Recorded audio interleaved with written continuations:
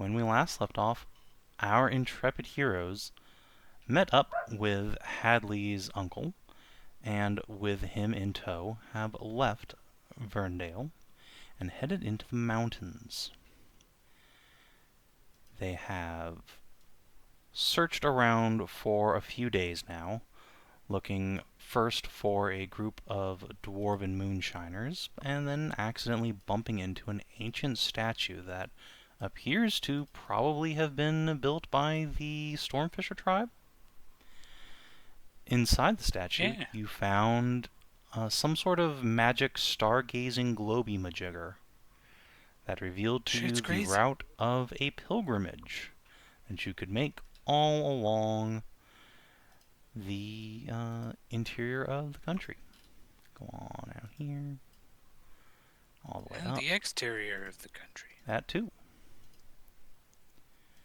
Yeah, certainly into like the ocean of the country as well. Yeah.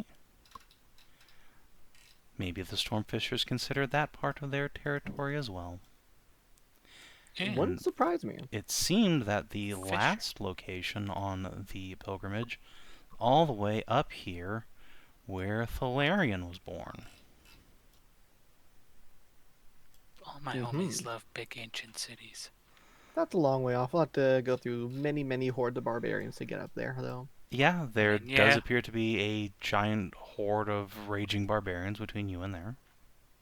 To be fair, there's also potentially a Leviathan between us and either of those two in the north that are out in the ocean. So well, there's a Kraken between. Yeah, Kraken, sorry. Although you have heard rumors that the Leviathan is making his way this way as well. Oh yeah. That's less than ideal. Well, maybe Leviathan Chan just wanted a fucking calamari. Yeah, if Tunankir wants to snack on some goddamn squid, Tunankir is gonna be allowed to snack on any fucking squid he wants. Yeah. That's not the issue here. The issue is Tunankir's like displacement of water as he moves into the like coast of this country. That's the issue.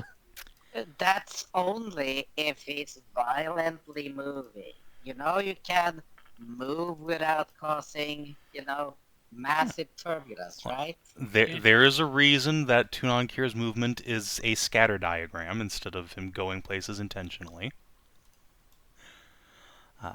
He doesn't really move much, so the tides sort of just carry him along, because, if he flashed around, a lot of people would die. Exactly. That's true. If he gets in a fight with a Kraken, that's probably going to cause a lot of splashback. Suboptimal, TBH. See, he doesn't he doesn't need to get into a fight, because all he needs to do is do one of, the sperm whales attack blast, a sonar blast that they do. All he has to do is click his tongue. Yeah, because deep water whales that actually eat giant squid and such. Oh, that's right, all the sharks. Yeah, wouldn't that kill like everything around him? Well, then the sharks will just kill the Kraken. Yeah, that's probably more likely the plan if he's indeed coming here to eat a Kraken, is to just let the sharks do it. Yeah, I just thinking the fact that they can just do a directional blast, because they don't do like AoE, it's like a cone. I feel like if you scale that up to the size of Tunankir, there's like inevitably going to be some splashback. Like the cone will be like a mile long. Yeah, that's the best part, because in air you get AoE, because water is so dense and transfer it will go in that direction. But it will go for a very fucking long ass distance in return, though. Yeah, I mean that's there will be kill a lot of shit. But if it aims down, it will just blast a fucking hole in the ground for like 10 miles. And create an earthquake. That's a good plan. It seems like this is all just turning out to be very bad things that would happen to the surrounding area. Yeah, but a dead Kraken, a slight tsunami. I think the Kraken's doing less damage than the killing of the Kraken. Than a tsunami, yeah. The Kraken's just occasionally eating a ship and maybe a colony or two. Yeah, but not completely disrupting the entire like ecosystem around it for 10 miles. Oh, it does. It actually does. Oh well, sorry. D&D Krakens do. I don't know about this one. Yeah, the actual 5e and all the 3rd edition, those Krakens, they had lairs, and those were miles of ocean. That was just stormy hellscapes. That does not appear to be the case with this Kraken. At least no one's reported it as such, but then again, who knows? Who knows? As you may have noticed, the weather's been unusually quite calm in this part of the world. There's been no rainstorms or anything. Oh, it has been stormy. It's just no rain. Well, you guys got a free storm when one we time. made the storm. Yes. No, Yeah, that's the only time you've seen any sort of like violent weather event this entire campaign. Yeah, and that's the thing. We got a storm coming in from the ocean into the land, and no precipitation. Yep. Yeah. Yeah, that's when you know something's really fucking up the weather. We should have asked Albie about the Kraken. You should have, yeah. That would have been a great idea. Yeah. No, well, Yeah, we're going that way anyway later on because there's a Eventually, yeah. temple. I didn't realize the Kraken was that huge a thing. I thought it was just like a big beast, not like an actual like super huge giant thing. It's not Tunon-Kier sized, but an adult Kraken is very, very large. Yeah, gargantuan. A big Yeah, it can in fact like grab a full size like military ship and slurp it into the sea. Yeah. My beef for not being around during the session we found out about the Kraken then. It was what I think it was what crunched Gwen's boat. At least in half. that's what Gwen says. Yeah.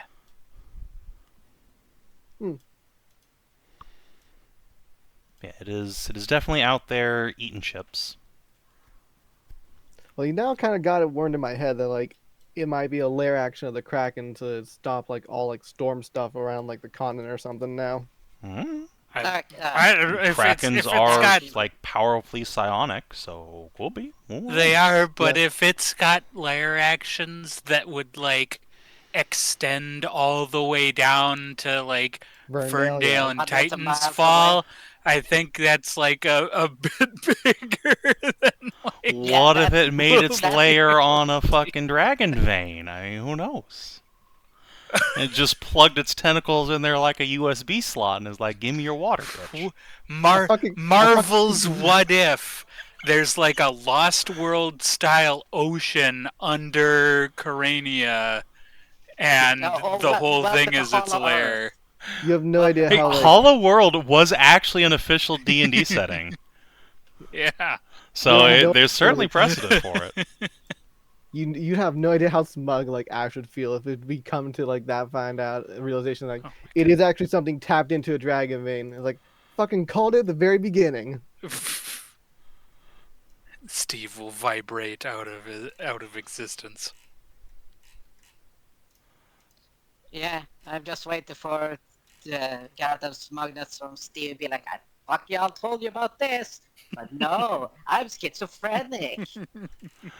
I didn't say you're schizophrenic. I said, no, yeah, something's bound. Said, yes, you're fucking. I said Steve's a schizo. I didn't call you a schizo. I said, yeah, of course something's going to line up. You drew a line through every major civilization or landmark in the entire country. Yeah, and so the fucking lines align really well with the fucking points of interest. And suddenly, that shit fucking lined up really well. So screw you, hippie. Look, Steve can be a schizo and correct at the same time. Those aren't mutually exclusive. But anyway, yes. So the party has seen this pilgrimage route that takes you throughout the continent into the ocean, back up to Thelerien's home. But there's certainly a lot of issues preventing you from just setting out and following it. Barbarians, Kraken, the entire archipelago being mostly unmapped these days, etc., etc. So, for now, you're tackling a problem with a much more manageable scope, namely trying to find a missing druid circle that no one's really heard from for at least 30 years, if not longer. Yeah. Kate is mostly convinced that the quote-unquote druid that wandered into town was just a vagrant wearing a cloak, but who knows? Thus far, you've seen no evidence of this druid circle beyond, like, a couple of artifacts that you've seen in the area, but certainly nothing to indicate that they're still around. Yeah. And so the party has left their camp spot here underneath the Titanic statue and are heading over this way, which will involve going basically over the mountains, then down into this valley, which you saw was full of giant spiders, which is suboptimal. You lost a bunch of your food falling down into that valley once, and then a bunch of spiders ate it. Yeah. Don't like that. It was pretty bad. Yeah, it's okay. The small ones you've seen are only the size of warhorses. That's suboptimal. The opposite of a good time. There's such a thing as a dire spider? If there is, you probably found where they live. Dire wolf spider? Dire spider. The direr spider. The direr. If there's a direr spider, then there implies the existence of a dirist spider. And Winston is just like, Grandma! We fought the direst spider in that Kinathis short shot. Don't call that thing back into existence. Look, much like, the mosquito implies the existence of El Mosco, so too does the existence of the direr spider imply the existence of direst spider. Anyway, would you guys kindly arrange yourselves in a marching order going north for no reason whatsoever? For no reason whatsoever. How wide? 2? Any 3? wide. Okay. You could go single file if you want, lengthwise. I'll stay in the middle here. You know what? I'll spread out just a little bit. We could go single file, or we can go Red Rover.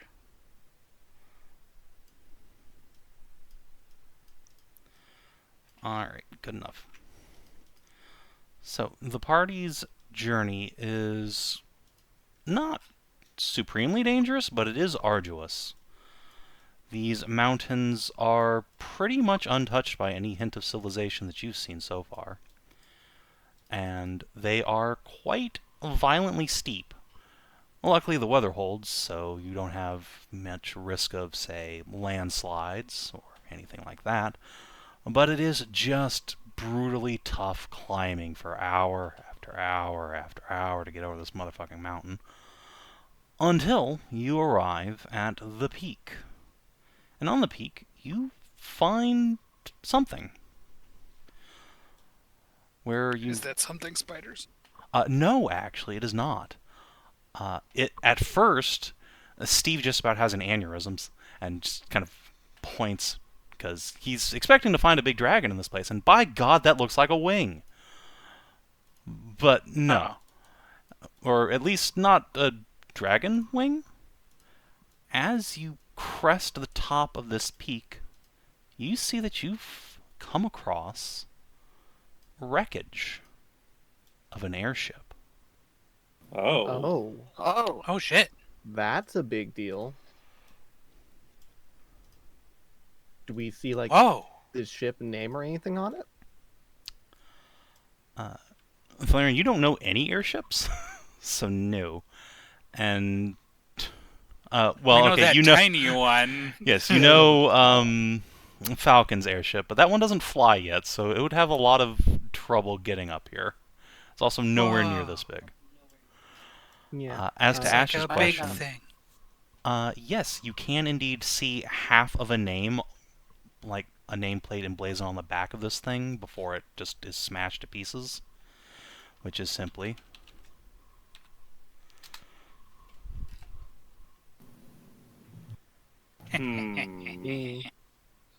Enterprise. Huh. Possibly. Is that enough to roll like a history check on anything? Because I feel like airships are not common enough that Speak, friend, you and wouldn't. enter. Yeah, you like, can you wouldn't try. be able... It'll be a high DC because I don't think Ashe is like a military history nerd in particular. 20, but 20, Yeah, 20. not in particular, but you know, you can try it. yeah, I mean, hey, you guys crit the shit out of me last session, so why not? No, No, unfortunately, no. Alas. You are not familiar with this particular wreckage. Well, I've been here long enough since I started making them, but nah, wasn't my specialty. So when you say it's like smashed here, does it look like it's been like weapon something smashes? clawed it, Crashed. or like something like bit it, or... If you want to try to like analyze what happened to this ship, you absolutely can. But you will need to like get up into the wreckage and start clambering around inside of it to like try and deduce what happened. If any of you have carpentry tools trained, by the way, this will be a much easier check than just like investigation. Nope. My family did, but I did not learn that trade. You followed your mom instead of your mom. Shame. Yep. I was gonna say, Skow is literally shipbuilder. Okay. Yeah, exactly. And Haha. It begins. Okay. So, Sky, we'll ask you to move your token like into the wreckage as you start like investigating this thing. All right. So, and speaking of which, while I do that, let me just look at a thing real quick. 13 and Thelerien's got a 14. Okay, that'll be sufficient. So, Thelerien, good news and bad news. The good news is that, yeah, you can probably identify what happened to this ship with some work. The bad news is you quickly realize you aren't alone up here. Oh. There is something living in the wreckage, and it's only a few feet away from you once you realize that, hey, that big pile of rubble is moving. And, oh god, it's big. Ooh. The dire bear. That is a dire bear. Yeah, that is an enormous bear that dwarfs even Tori. Ooh.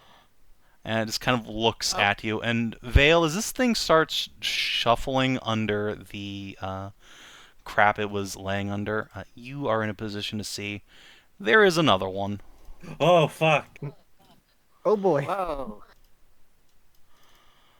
Buenos dias. I'm looking as non-threatening as possible and as non-lunch as possible. So... I'm sorry. I'm afraid to say this, but you're the one who looks like lunch the most out of all of us. That's probably true. This huge female turns towards Theli and Tori, like walking through the collapsed back of this airship, and you just hear Bear snuffling at Theli. You brought lunch. Thank you. And it starts getting up to its full height. The top deck of the ship strains under its shoulders. You hear some wood splintering and cracking. And, yeah, they look kind of hungry.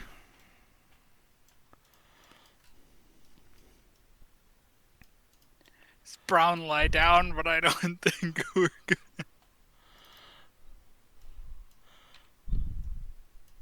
I don't think that's gonna help here. Yeah, probably not. If you fight, that just makes you food too.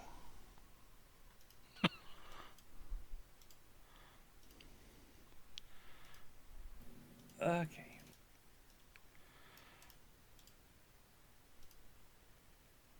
Ooh, alas.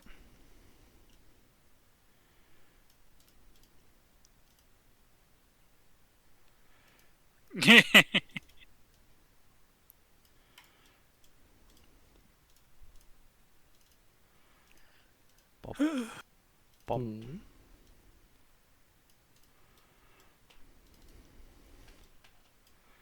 Alright, do we have everyone on the board? Looks like it.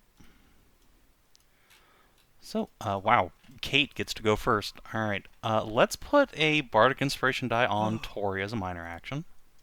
Thank you. Because I have a feeling she's going to get attacked by some things. Oh boy.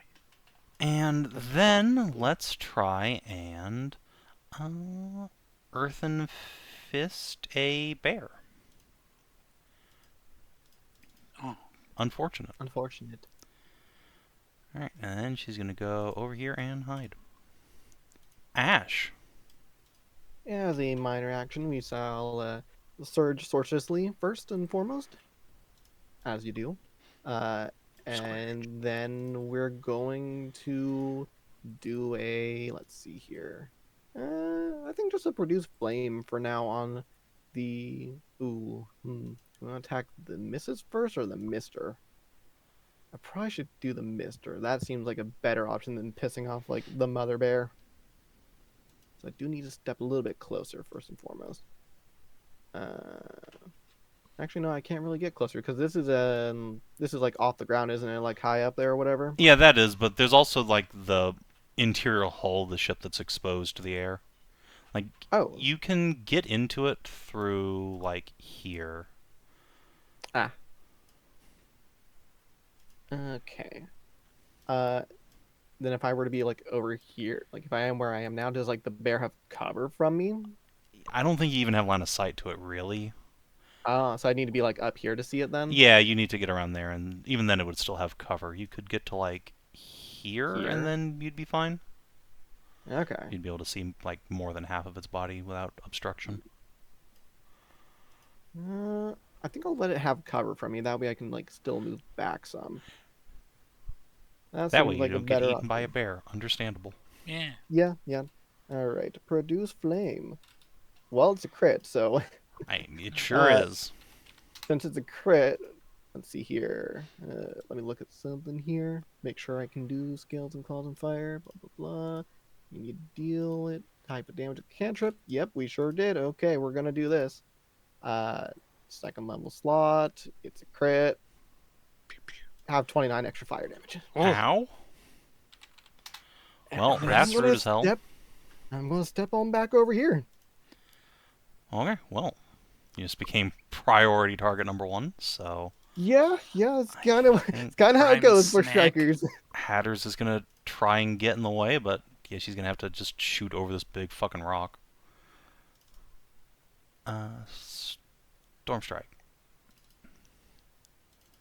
Dex save. Right. Nice. Takes 7 lightning damage. Philly.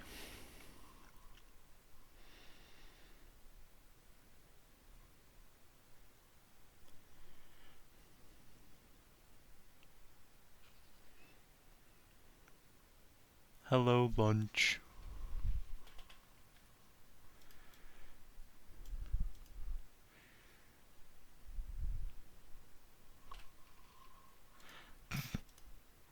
Bonk. Yeah, that will hit.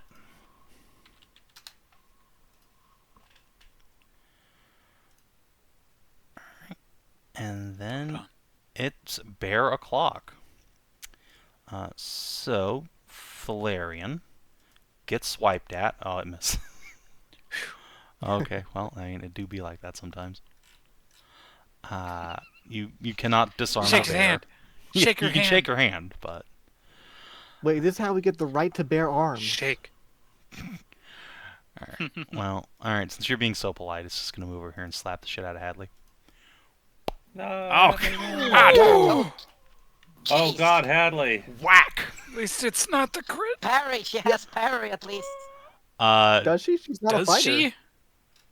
I don't think she does. Oh, wait, no, she does. She has Martial Initiate parry. Yeah, you're right. Oh. Yeah. Good, because parry's like it's like the best like martial like initiate thing you could get. Yeah, because that's how she stood up against the dragon lady. Yeah. Oh yeah. It just badly parries the claw with her fucking cantrip lightning blade. It just squeals. I really should get martial initiate next time we get feet. That way I can get parry. That would do so much for me. All right, Tori.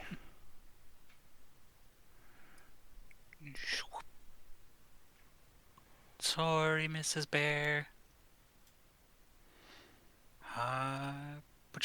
I rage. And then... Swing. Nice. Oh. Hell yeah. Sad roll. Sad roll, though. Sad second roll, but... Yeah. Yeah, the first roll is pretty good. Well, first roll's max damage. Yeah. Yeah. You're offhand then? Oh, wait. Yeah, because it's a light weapon, you can do your lesser club. Yep, that's true. Mm-hmm. Because this is a good game, you don't need to use your minor action on doing your extra attack with light weapons. Alright. Well, I mean, that's the Mr. same Grizz is going to come over 6e now. and try and shake Thely's hand. Oh no. Oh, well, that just normal misses. That also normal misses, I'm pretty sure. Yeah. Tap, tap, tap, tap, tap. Jonah is gonna come over here, I guess. Yeah, 4, 5, 6. And draw forth his sword and poke. Oh. I love his gumption, and I wish him the best of luck here. Alright, Thely, you could move a meter if you want, but there's only one valid square, and it doesn't help you very much. Steve.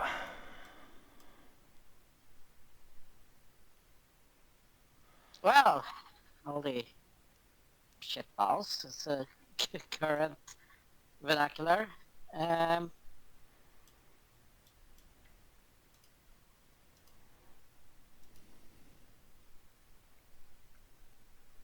going to move back a little fucking bit.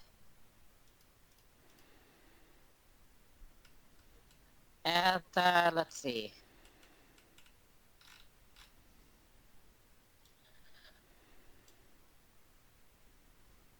Because I think he's gonna be pissed if his wife's go like. This is on World of Warcraft, Romeo and Juliet. Somebody's gonna be pissed if the first one goes down like that. So I'm going to aim at Captain Ahab here. You have to make sure the boss is both die at the same time, otherwise you'll hit the enrage. Yeah, so it's gonna get buffed there. I'm gonna go for Mr. Big. Okay. Oh no, Mr. Big.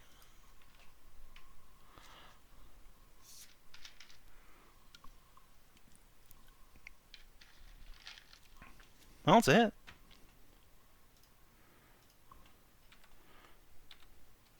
Boop. Lady Vale. I'm going to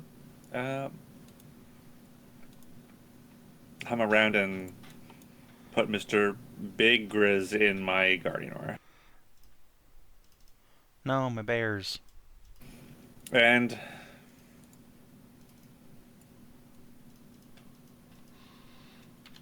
I think I'm gonna Dragon Breath them both. They probably have bad dexterity.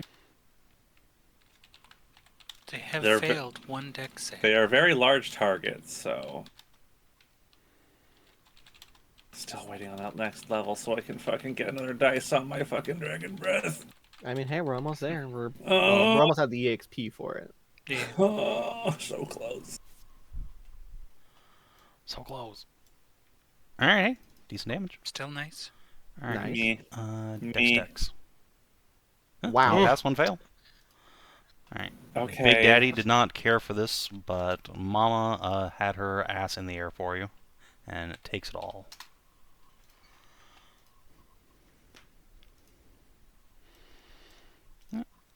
Kate again. Let's see. We are gonna move... yeah, we'll just go out here. And hurl a hatchet, or no, produce flame on the daddy bear. Okay. And let's see. I guess we'll put a Bardic Inspiration die on Felly just in case.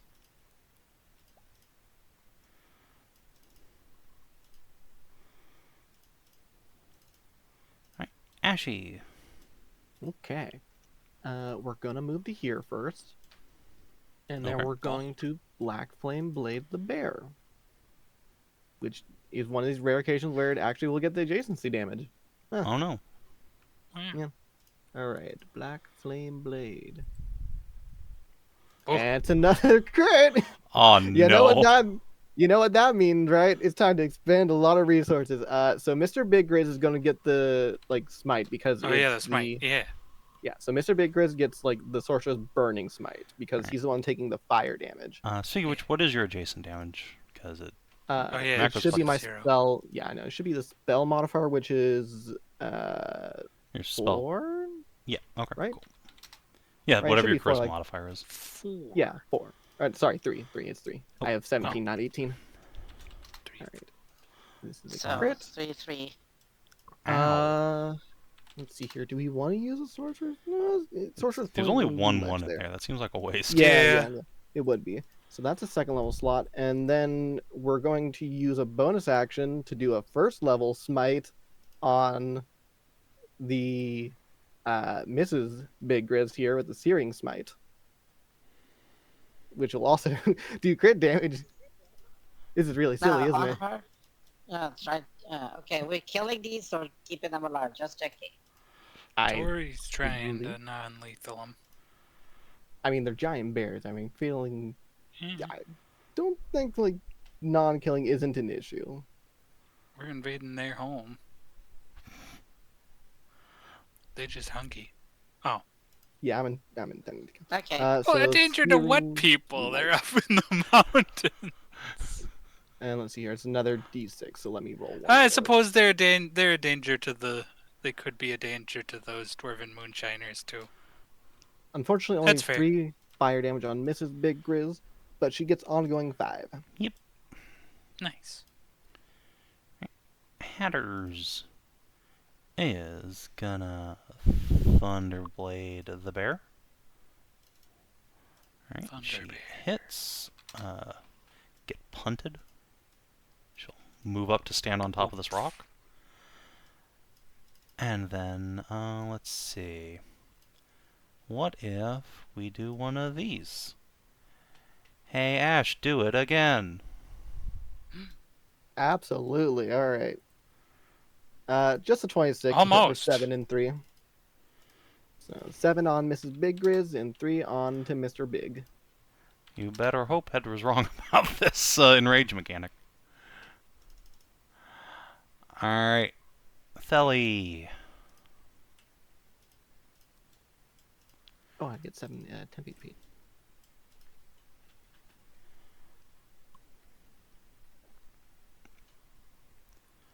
Alright, a solid hit for 11 damage. That is almost enough to drop Mama Bear. In fact, that is exactly enough to drop Mama Bear on her turn, because she burns. Uh-oh.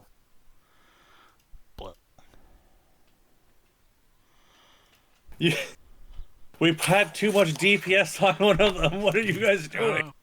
Look, is he turning red and growing giant? I don't know, is he? Oh! I fucking told you! There is a tremendous roar of rage from Daddy Bear. He gets back on his haunches and bellows violently. Uh-oh. Alright. Well, rip and piss Miss Bear. Tori. Oh boy. She's not dead yet. She's just unconscious. She hasn't burned to death yet.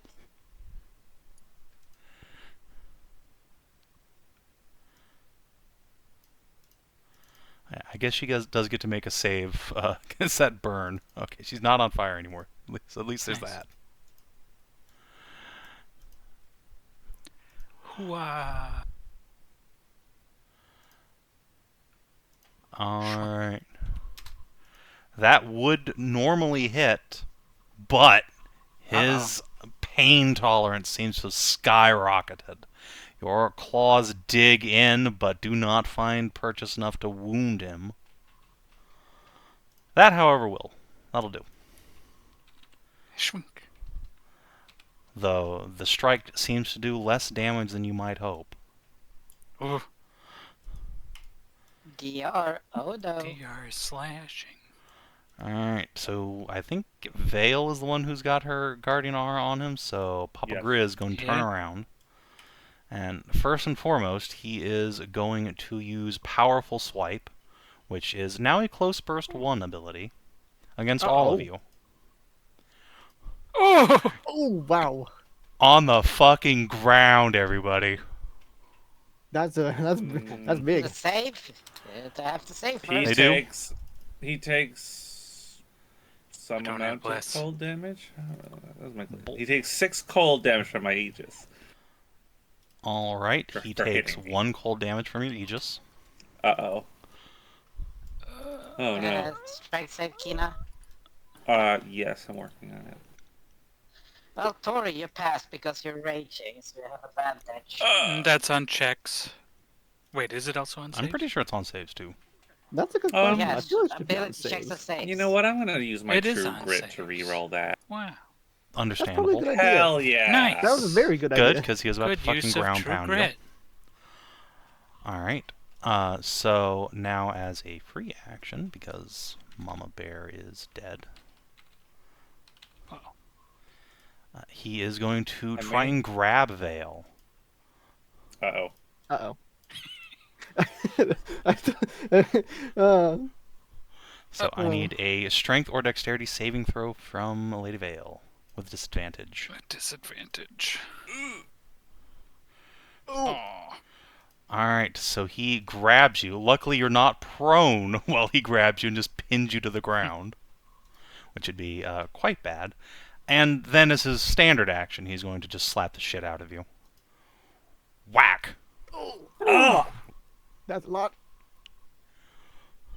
Can I parry him? Wait. Yeah, you can parry him, yes. Yeah, if you got your reaction. And indeed, you probably should. Don't forget to take the damage from the swipe attack, too, if you didn't already. I did. Alright. And yeah, that's Papa Grizz's turn. Let's see. So... I think Jonah's going to actually use a reaction ability on that. He's going to give you Explorer's Resilience. So you gain temporary hit points equal to the damage you just took. Nice. Love that.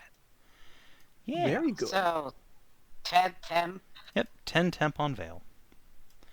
And he is going to stand up, because he did get knocked down, but luckily did not get ground pounded. And Stabbo the bear. Poke. Nope. He not only misses, but his attack would not do sufficient damage to get through this thing's DR anyway. Steve.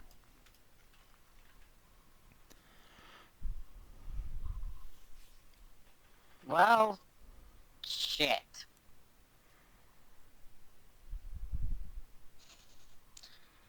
Let's see. You're gonna be needing people to be able to hit and save stuff, right? What? No, why would you need to make saving throws when this guy's got an AoE knockdown and then can grab you as a free action? Yeah, I'm going to bless people. That's not a bad idea. So, I think Vale is gonna need that. Tori for DPS, and Thel as well.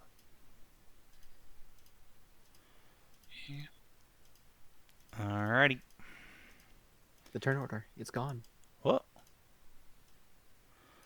Supposed to be minimizing that, not closing it. Alright. Vale, you're being bear hugged. Yes, low. Stab a motherfucker. I will hit him with my... He's not gonna... Yeah, that one. Oh, God. How high... How good is his attack? His attack is... His attack is really fucking good, and he's doing a lot of hurt on you. So. Yeah, alright.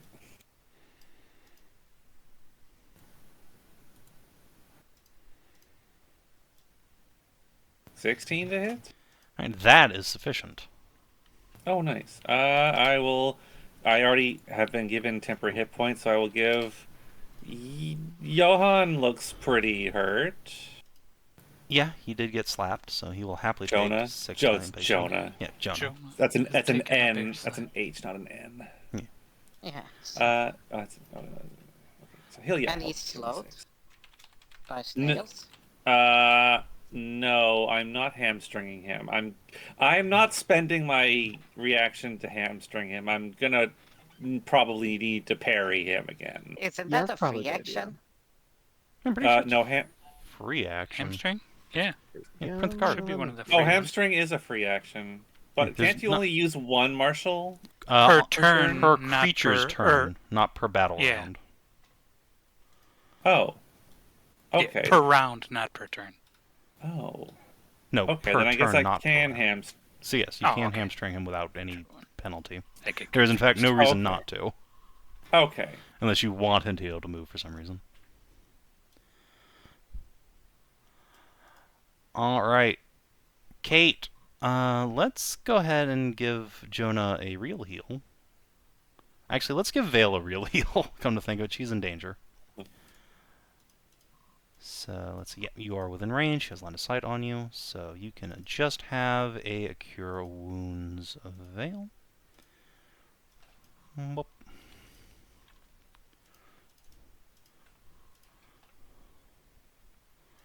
Ashe. That should max you out quite easily.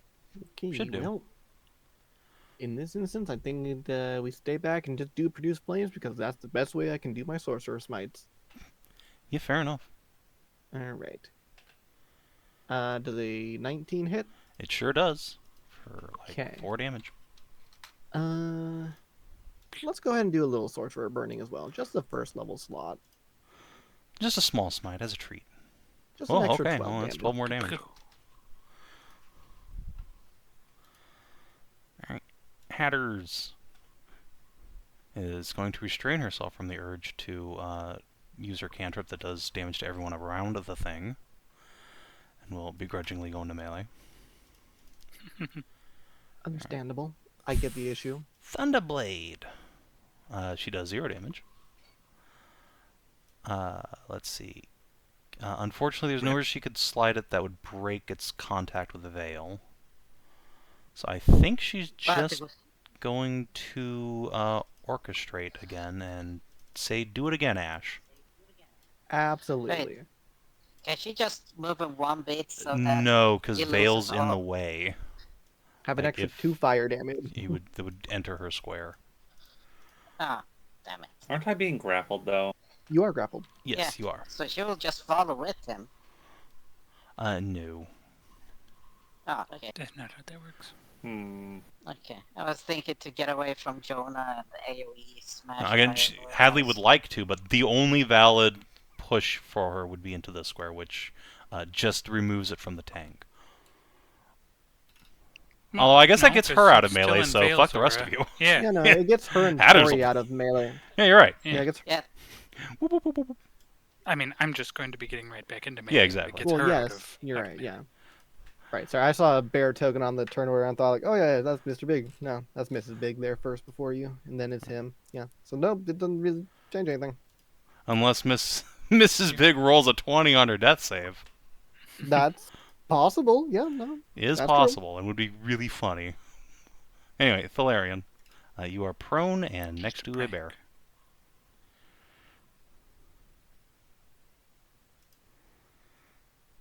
Alrighty. No more pronesies. That will, unfortunately, Oh, miss. shoot. However, you do have Bless She's out of on. my aura now.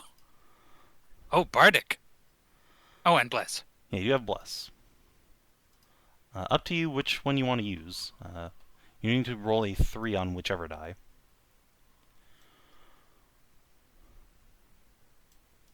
Doesn't Bless, like, automatically happen, though, or...? No, you can choose. Yeah, it's 1d6 for a bardic die. Nice. Hey, it's correct. All right, so you do 7 damage. Poke. Well, just assume you've moved your quarry over at some point. Yeah. All right. All right, Mrs. Grizz, can you do the funniest thing ever? No. All right, you're just alive. Taking a snooze. Tori. Hey, you're not gonna be eating any of us, you big meanie.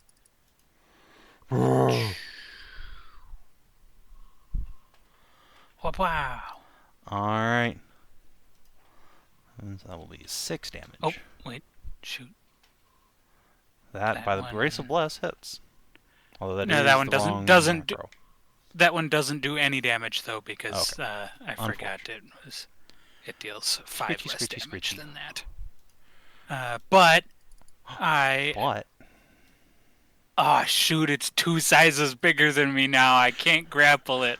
Yeah. We just need to get you bigger. Oh god. All right. Grizz o'clock. So let's do an AoE powerful swipe. I don't think that's going to hit any. All right, that'll hit Jonah for 11 damage. And yeah, I think that's literally it. So he will make a strength save. On your butt, old man. Alright, and then time to beat the shit out of people. So, right to bear arms. Let's go ahead and grab Thelerien in the other arm, and then just slam these two together. Strength save, please, Telly. Alright, you are not grappled. So, he will just continue King Konging Vale. Rending Claw. Okay. Oh, I misses. You actually didn't hit me. It's good because that's a fuckload of damage. Yeah, it was. Almost max.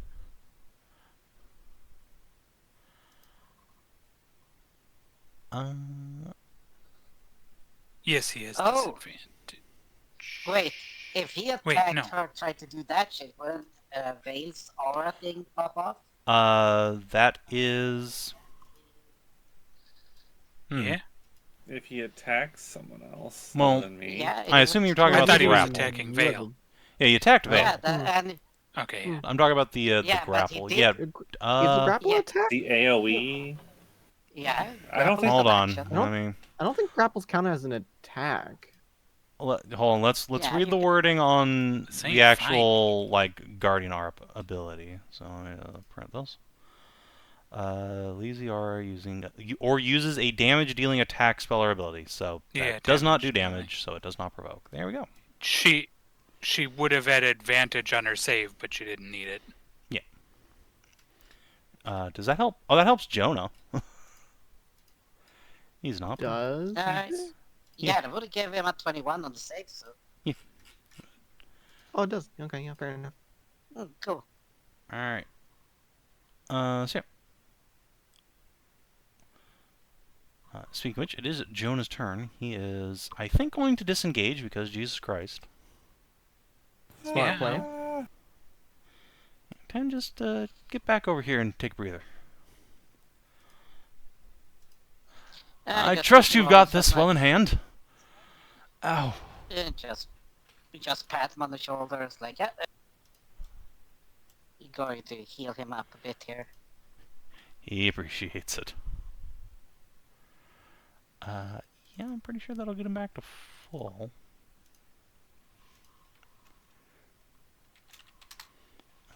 Yep, pretty much exactly. 1 point of overheal. Alright. Vale. I am going to just... You know what? Why don't I... Wait, no, that's a bad idea. He's got some kind of cold, or he's got some kind of cold resistance on him now. He's got all resistance. All resistance, yeah, probably. Gonna whack him, I guess. Yeah, so he has numerical damage resistance, which means that low damage attacks, like, say, the Snail Flail, not great. But a Smite on top of that, it's the same source of damage, so it'll just go right on through. I mean, I don't have anything else to spend my spell slots on, so... let's see that. Never in my life have I seen a Paladin more reticent to smite. It's quite funny. Okay, that's... No, it's 2d6. Ooh. Another 9 cold damage. Hell yeah, right through his DR. Boom. And he is super immobilized. From like 3 different sources. Yes. Oh. Alright. Kate is gonna produce flame. Alright, one day she'll roll better than a 10. Ashe. Okay, well, time for a little sorcerer shenanigans, shall we? Free action, we're going to use both of my points to get back a second level slot. Oh no. Yeah. And then we're going to produce flame. I assume a 23 will hit him. Yeah, that'll sure do. And then using that slot I just got back, let's use it to do a little burning, shall we? Just a little burn. That's a treat. Extra All 14. Right. So that is 22 minus 5 is 17, I believe. Pow. Yeah, nice. Sounds right to me. Big slap. And that's it for me. All right. Hatters is gonna squoodle on it. Hit this thing with a cantrip. Do 5 damage to it. And I think she can... Okay, that would tag Kate into melee, so I think she'll just not. Instead, she will do a Thunderous Encore. Just do an extra 9 thunder damage, and potentially knock it prone. Nice. It is a strength save, though, so yeah. This is his best save, as you might expect from being a huge-sized creature. A bear? Yeah, you know, a bear having a good amount of strength? Nah, wouldn't expect that, surely. He's clearly a dancer. Wild. Alright, Thelerien.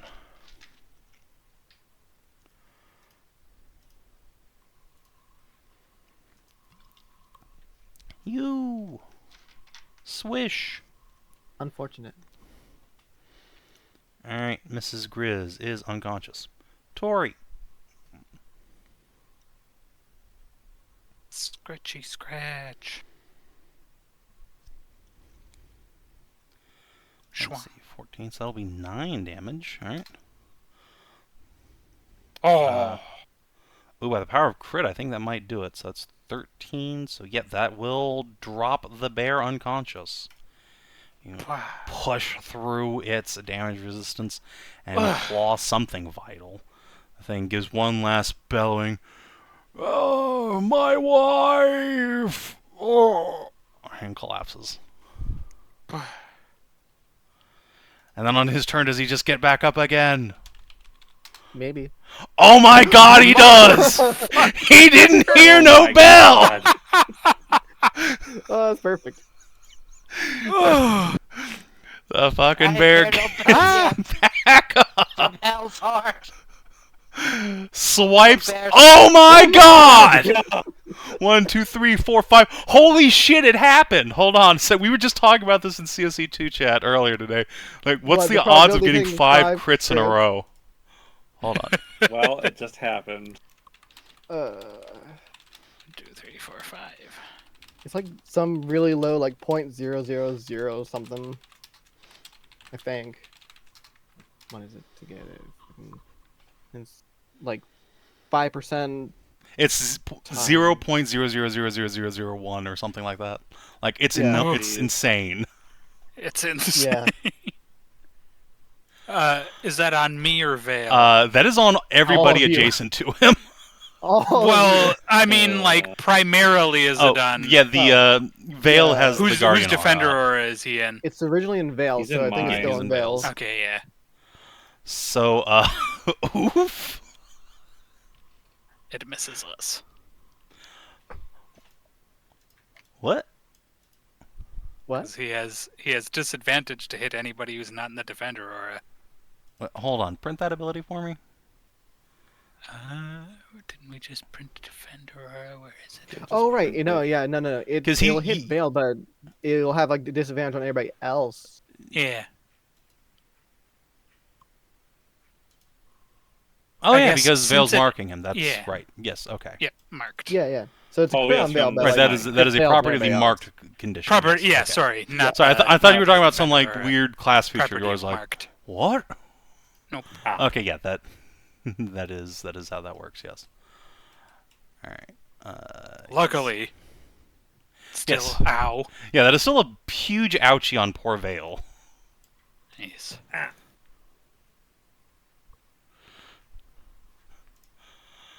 Alright, and then he gets to make his primary attack on Vale. Slap. Okay, thankfully. Oh my god. Well, actually, hold on. I need a strength save from you, Vale, to see if he doesn't have advantage to attack you. Grabbed. Oh! Parry! Alright, so Vale takes only 10 damage. You just get slammed into the ground. Alright, Jonah, big hero moment. Now let's all miss. That'd be so funny. It would be the funniest. Okay, good. He gets He does just barely enough to do it, too. Whack! Yeah, he's 1 point over what he needed. Alright. And does the bear do it again? Well, we don't let it it's do true. it again. You guys can all just fucking coup de grace in between it. Yeah, let's coup de grace him. I'm just gonna check. I'm going to do what need to do on a Vale. Yeah. A Vale.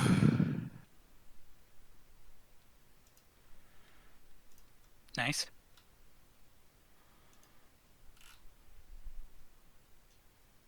So is that 10? Yeah, so Vit plus 10. Oh,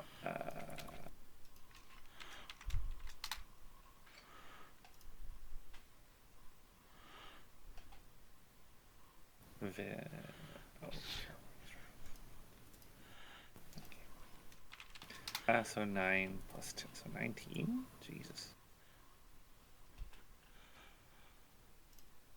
Alright, so combat ends with Vale more or less thoroughly concussed. I'm just gonna lay here for a bit, guys. You alright? That looked pretty harsh. Yeah. You seen those? You seen the fucking when bears pick something up and just slams repeatedly into the ground? That was fucking Vale. Yeah, take a good, decent amount of rest. They shouldn't be getting back up anytime soon.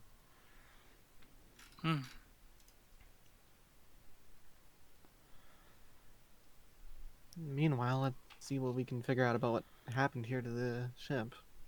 Yep, say, bear makes good stew.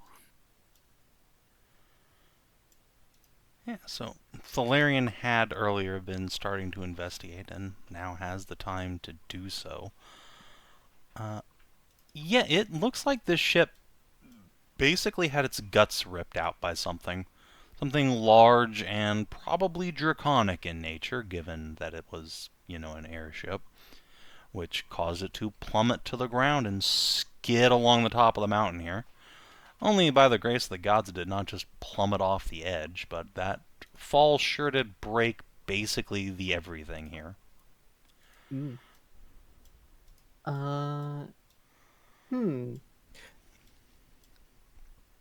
Can we scavenge the airship if there's anything left here?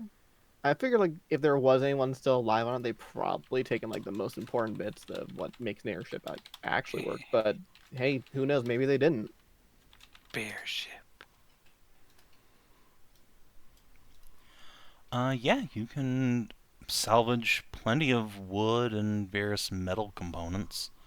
Some leather from the dirigible that's splattered all over, but at least as far as you can see on a cursory glance, everything of value was long since stripped away, probably by the original crew. You don't see any skeletons up here that would indicate, total casualties. Okay. I will make a note of from a player's point of view that there's a chest right out there. There sure is a chest right up there, precariously positioned over, the yawning abyss. I'll go grab it. Yeah, Tori, that's a great idea. That's a terrible idea. No, I'm not going to step on that side of the ship, let alone the edge. They would need somebody very, very light and tied to a rope, just to be sure. Hads will raise a hand. I can probably do it. I'm pretty light. Here, we can tie the rope to me. I'm told I weigh 1 sack of potatoes usually. I don't know about that. You're definitely bigger than me. A little bit. Maybe 2 sacks of potatoes. She'll pat a butt.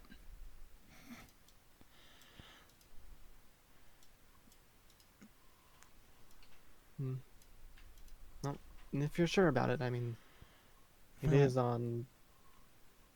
Plus, you're not exactly the most agile person around. I more meant anyone just grabbing in general. If you're sure about it, I mean, we'll hold on to the rope and everything, and tie you as tight as we can. Yeah, I'll be fine.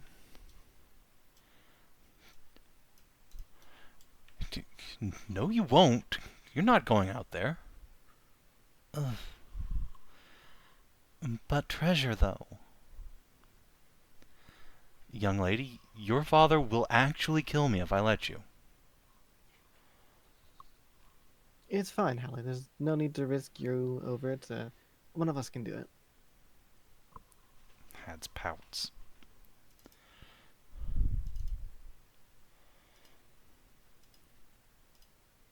Let's see. Is literally anyone other than Hads trained in acrobatics? In acrobatics? No. I'm in athletics. Also, Hedrah, could you wiggle your pointer for me?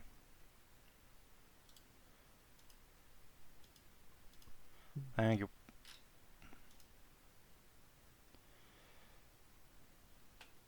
Well, if she's the most qualified, I would just say go for it. We got you tied up and everything.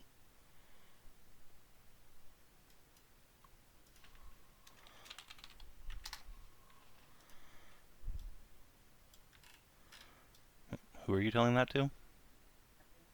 No, just saying that generally that's the most qualified should attempt it. Yeah, that's what I was saying, but my uncle's literally grabbing my arm and I can't get out. Look down to see Jonah has just taken possession of Had's wrist. Quite firmly. Mm-hmm. And let's see here, actually. How far out is it from the edge?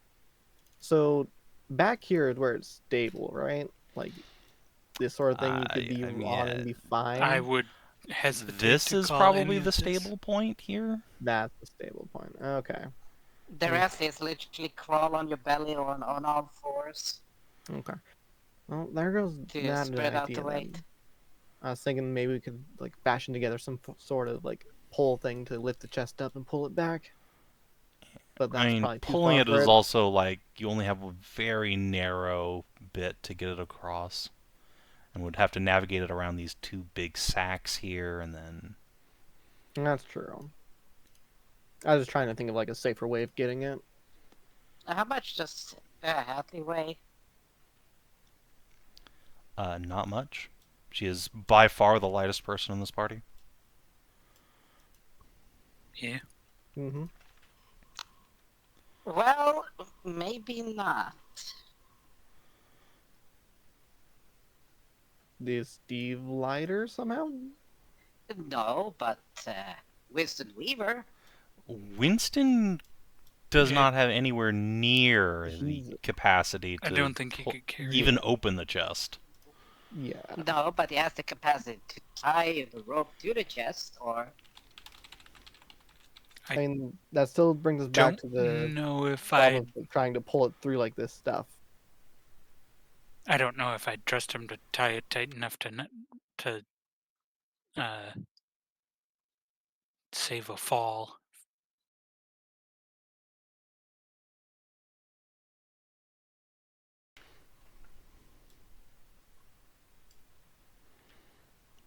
Alright, so Theli, there is a chest at the very end here. The party is currently trying to decide how to get at it. You could acrobatics your way over to it, but the only person here who's good at acrobatics has her uncle right there, death gripping her wrist. The party has thought that maybe you could like get a rope or something around it and drag it across, but that's going to be very, very difficult. Mr. Jonah, we could I'm super strong. We could totally keep her safe if she's tied up. He just gives you a death glare. Uh-huh.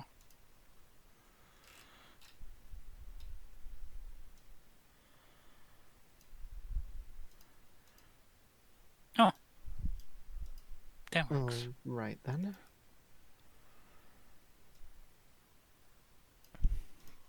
Kate'll look at you. Are you sure, Theli? Well, she's already disproving until we get to that point, so I guess she is. We will not Won't drop you. ya. Alright, I'm convinced. Make sure the rope's secure.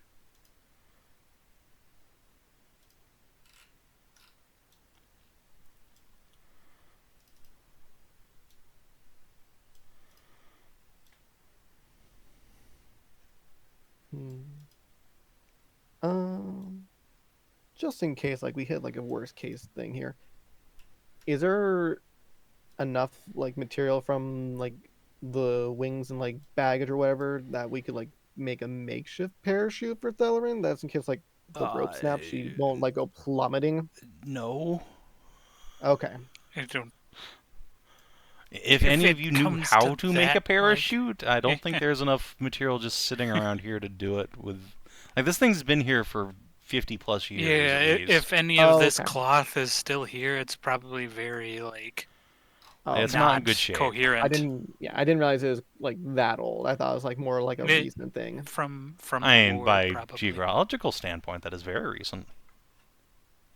Yeah, but I mean yes, you can use a adventurer's kit to produce a grapnel. Nice. Hook that into something.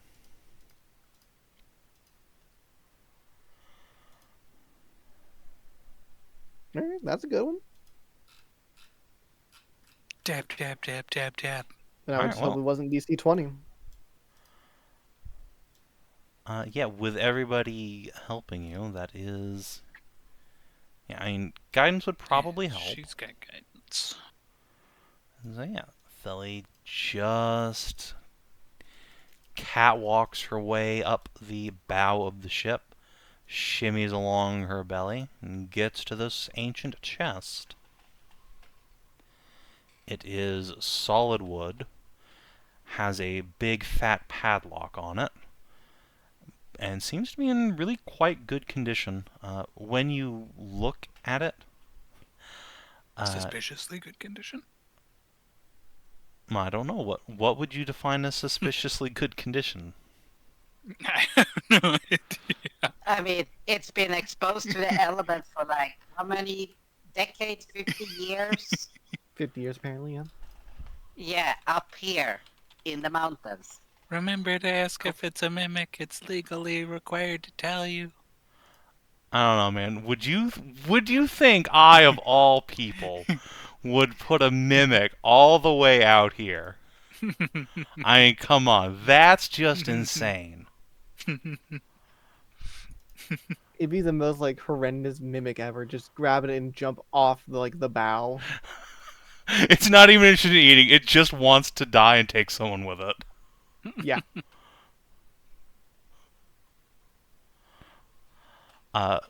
Well, you just hear, sing with me, sing for the tears. Kratos. If it is a mimic, it certainly doesn't seem to want to respond to you.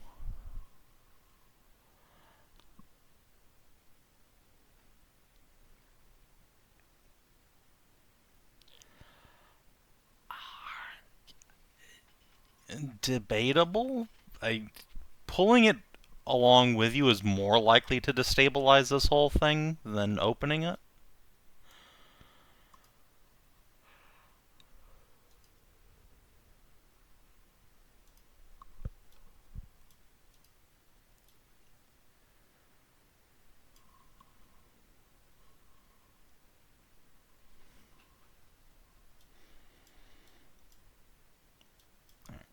Kate, do you have Mage Hand?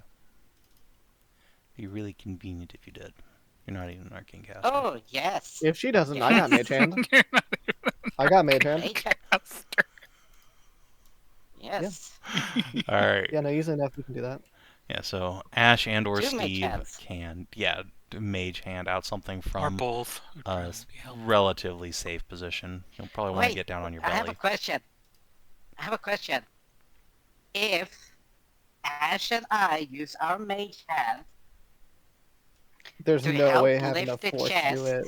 No. that's 10 pound, 5 or 10 pound each. It's 5 pounds each, and I'm almost certainly certain that chest weighs more than that. Yeah, the I chest know, but weighs it's more than you 10 can use pounds. with your Mage Hands put together, and also, again, the problem is the chest, like, moving the chest is more likely to destabilize everything here than just opening it. Precarious balance. Yeah. Yeah, we can Mage Hand over the kit for her.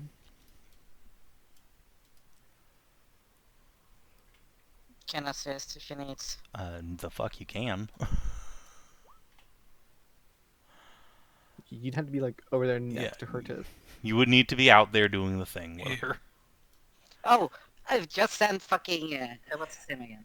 Winston can help you with things. He can't help other people. If it has the skills, right? Okay, let me print his ability. Can help you on any ability check you have proficiency with. Ah, okay. Yes, he is a spirit, not an independent character. Anyway, so then, do you actually have bespoke proficiency with thieves' tools, or are you just sleight of handing it? Okay, then 23 is enough. You can pop the lock, and it just clinks off of the front of the chest, and you feel the whole boat just shudder slightly as the deck is impacted by this lock. But it holds. For now. You are... Yeah, could I get a wisdom save for you, Theli, as you're suddenly reminded very much so of your own mortality sitting up here? Just a little fear to... Oh, you're fine. You're fine. You compress your shit.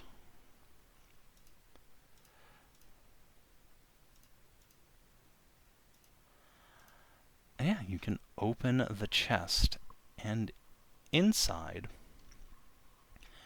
you can see that you have come across a stash of ballista bolts. Oh. This is part of the ship's armory. There probably used to be a big heavy scorpion mounted right around here as the main gun. Now lost to tumbling off into the ether. But its ammunition reserves remain. And these look to be particularly fine, completely untouched by the passage of years, each tipped with arrows made of silver and etched with runes of power. Oh. This ship was going dragon hunting, and it brought the arms to do it.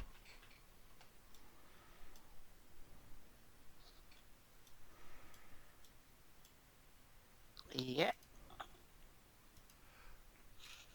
Okay.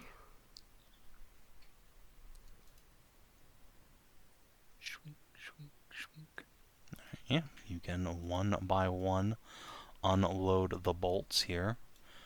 I think you guys are all capable enough to not really risk dropping one, especially with 2 mage hands going. There Indeed. are... Theli, would you roll me 1d10 plus 9, please? Right. Ooh. Dang, they got to use a bunch of them.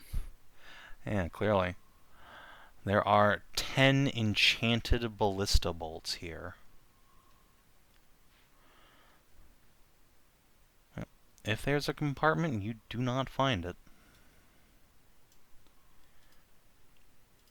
I got the party loot open. I'll put those on okay. there. Actually, why don't you save it and I'll back out and I'll just write in what they do myself. Okay, that's a good point. Say I'm out. Alright, consumables.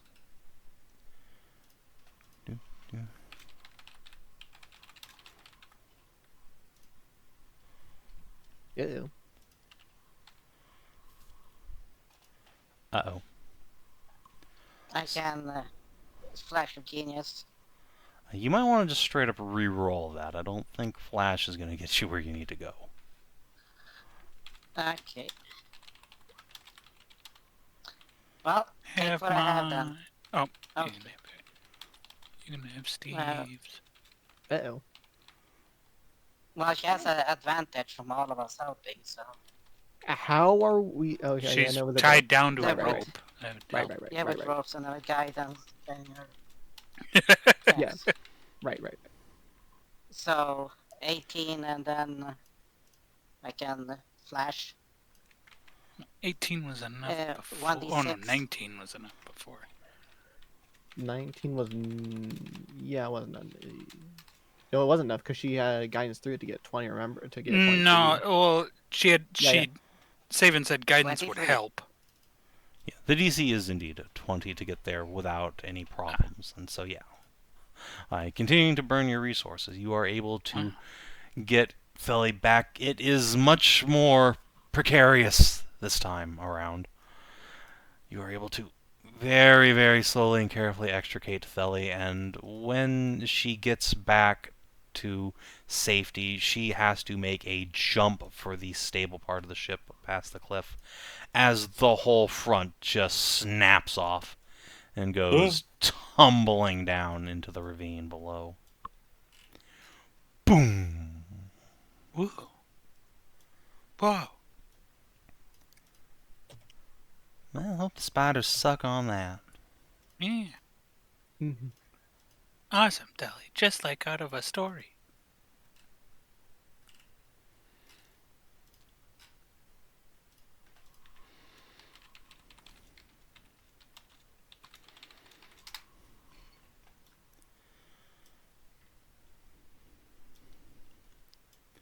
Probably a lot sweat glistening. Jonah will produce a cigar box from a coat pocket. Marvelously done, madam. Marvelously done. Woo!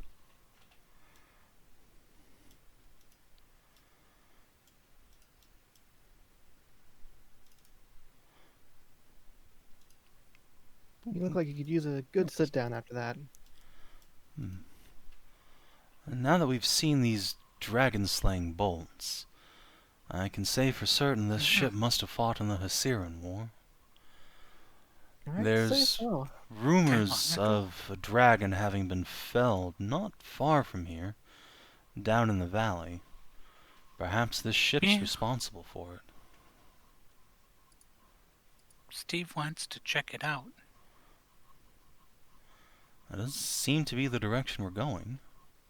Yeah. Yeah. Maybe it lines up with the Druid Circle.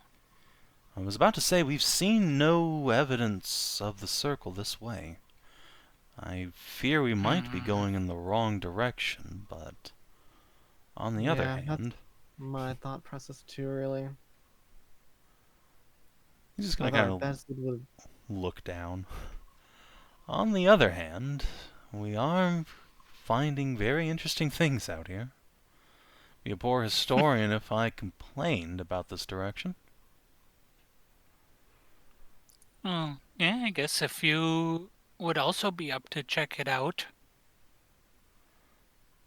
it'd be nice to have it to show so Steve can check it out.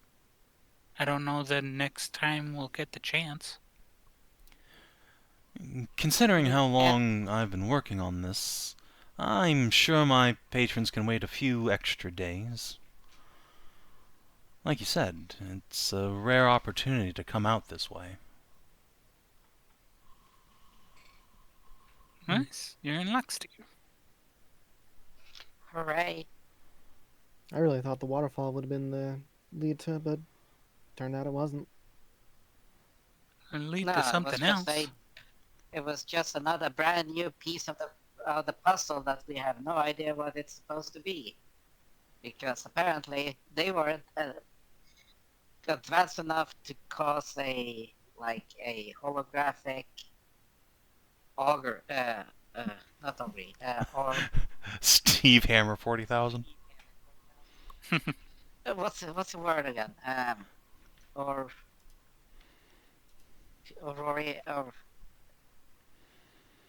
what's the English word for it? You guys are using it, like Aurori or Orrery? Orrery. Arrare. Hey, screw you. I can say squirrel. Yeah, it's an orrery. You'll have to complete that, and yet... Oh no, they were just a bunch of gathering hunters. Hunter-gathering tribes.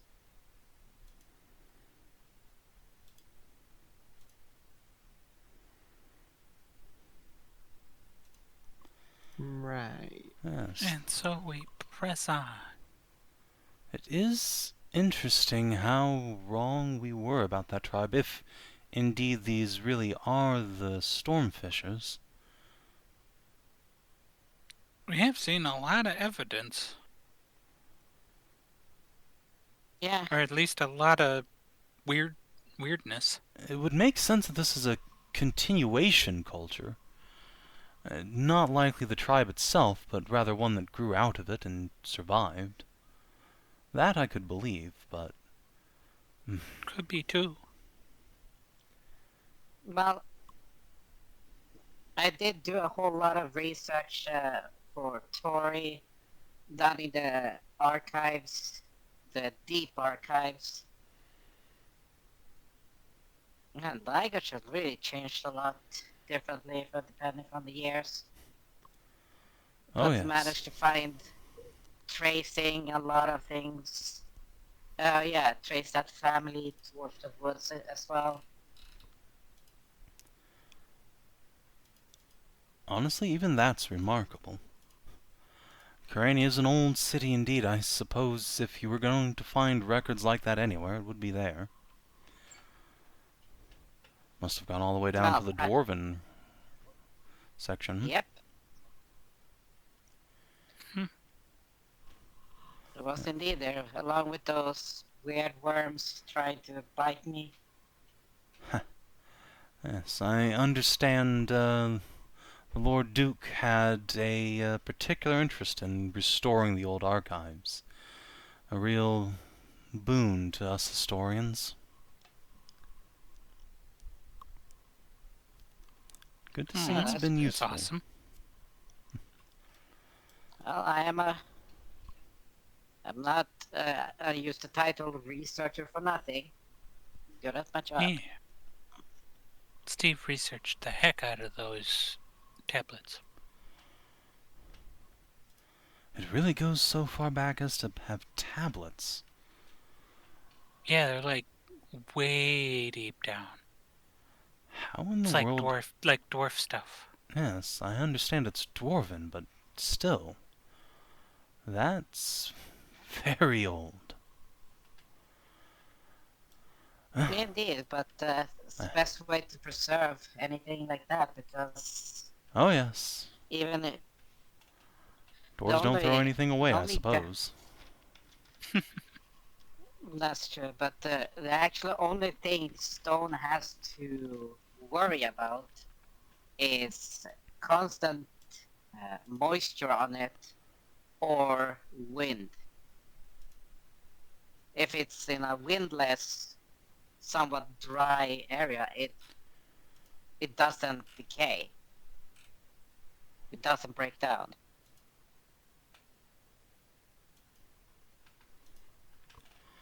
Indeed, but still, most ancient tablets have long since been lost to the passage of history. Having a large collection anywhere is rare. Especially one so well documented. But again, that is Lord Andreas' work, I'm sure.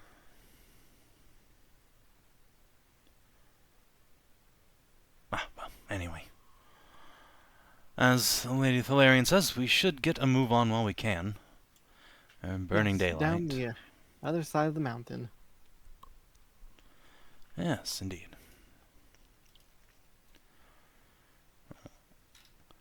Secure his sword belt and set off. You guys can make another hex of progress. Reach the top of the mountain and now slide down the other side, which is, unfortunately for poor Theli, more long, arduous, muscle-straining climbing. Damn. It's rough going these last couple days. It does take you a full day to traverse each of these hexes, so... Yeah, but we have our climbing gear. We can. Oh, you do, for sure. Which is why I'm not asking for any saves versus, falling to your death. But yeah, it's just hard work and exhausting, but eventually you manage to get down to the other side, having bypassed the spider-filled valley. And you come to another valley, I suppose, though this one much wider and greener than this. Where the one between the more eastern mountains is covered in a thick, dense forest. Here you see wide open terrain, just rolling green hills all the way from here to the frozen forest. And through that runs a small river. You saw it from the mountaintops.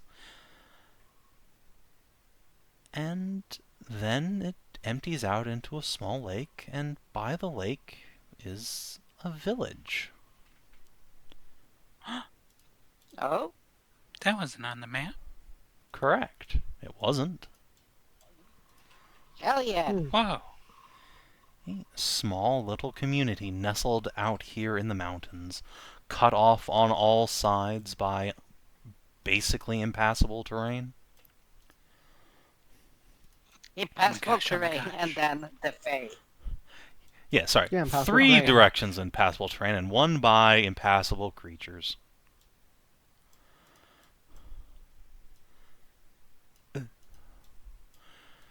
As the party descends, you pretty much inevitably come from the direction of the river valley. You can see it's being fed out from the mountaintops here, while the brunt of it goes off into this larger lake near Verndale. A fair bit of it empties out this way. And you can see a sign has been posted up between you and the village. It looks quite old, worn down by the passage of years, and the language is in one none of you immediately recognize, except for Steve's ability to just decipher anything. And it simply says, "Don't drink the water," in just block capitals. Oh, that's ominous.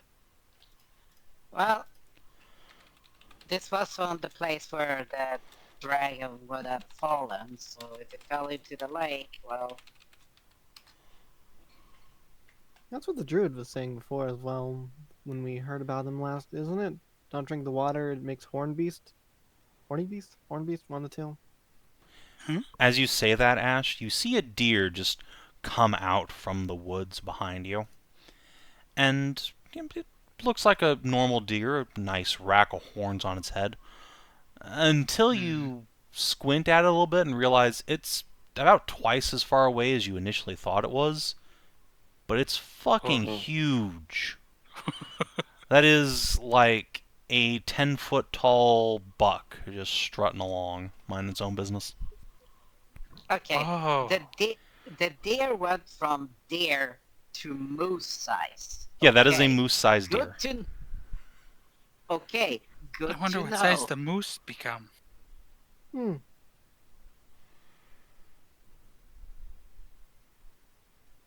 That's certainly something. Yeah, that's not normal, if anything. Well, or rather, that is not natural.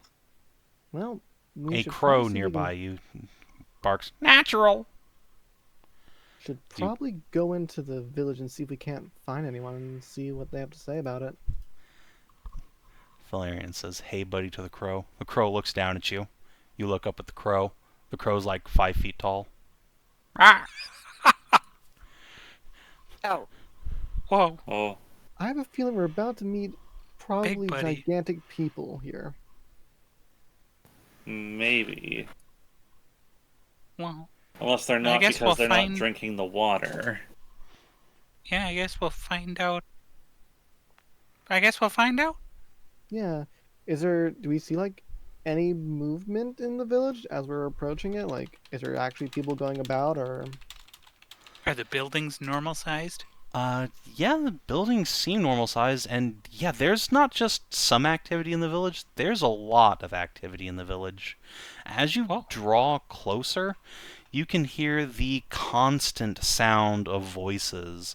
Children laughing, giggling, playing with each other. A lot of children. As you draw close, there's about 50 kids just playing in a field between you and the town. Wow. Savin, yes. I would like to have a slight question. Yes. Does this place look dry? No, there's a fucking river running right through the village. No. It does. Yes, but we have had rivers on other places, and then there was like a lot of. Oh, does you mean like does it look like it's affected by the drought? Yes and no.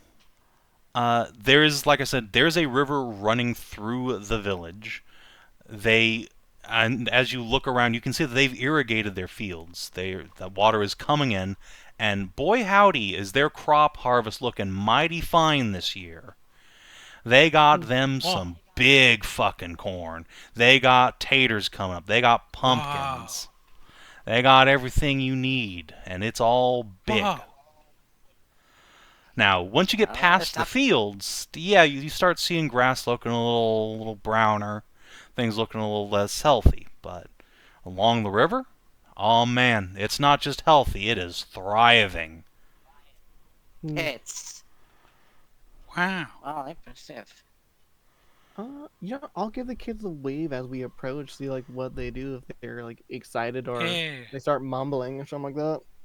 No, they look like they're having a great time when you wave. A couple of them like come your way, and a couple just like run towards the village. Mom, look, weirdos! Hello there. It just looks at Tori. Like, is that like in a language we actually understand? Like it's in like the Runen or whatever? It's... Oh, yeah. Do any of you speak Valish by any chance? Actually speak it. That's like the old, like, common, right? Yeah, that's old human common. No, unfortunately, I do not. Alright, then... Well, not... right, so... So, not really, but also not... It's not entirely unintelligible to you, either. This sounds like they're speaking a pidgin of Runen and Valish. Think, like, Vale comes from Lyris, so while she doesn't necessarily speak Valish fluently, that is a mother tongue there, and she can put two and two together and be like, okay, yeah, that sounds like half and half. Oh, no, so we're hearing fucking Creole. Yeah, basically. Except if Creole was like Latin and German instead of, Yeah. English and French. Well, this place must really be untouched then if they're speaking like that. Whoa.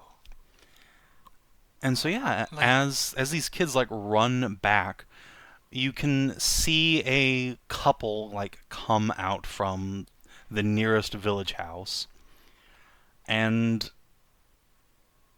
it takes a moment for those of you of a more horny bent to be like, those didn't come out of a fucking porn script.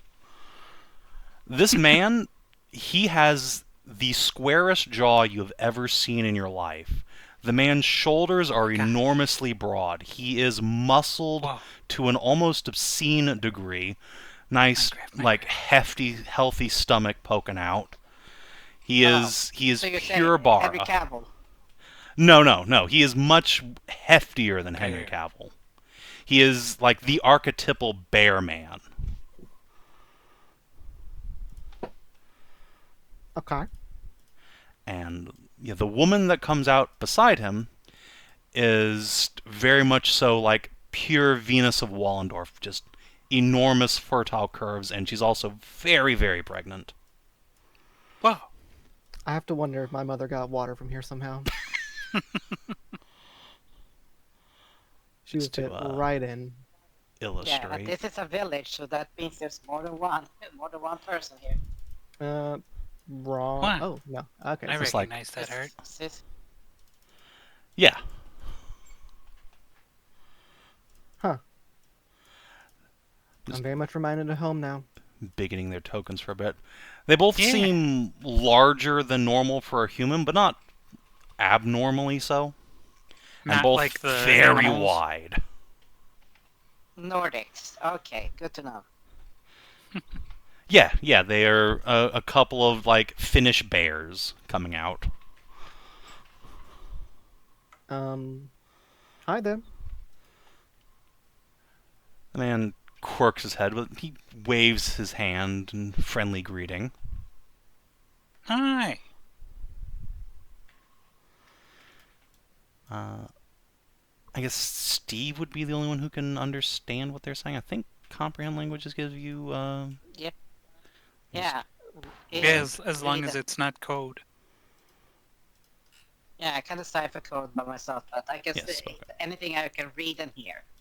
Yeah, okay. So you hear the man say, "Hello, strangers. Not often we get visitors out here."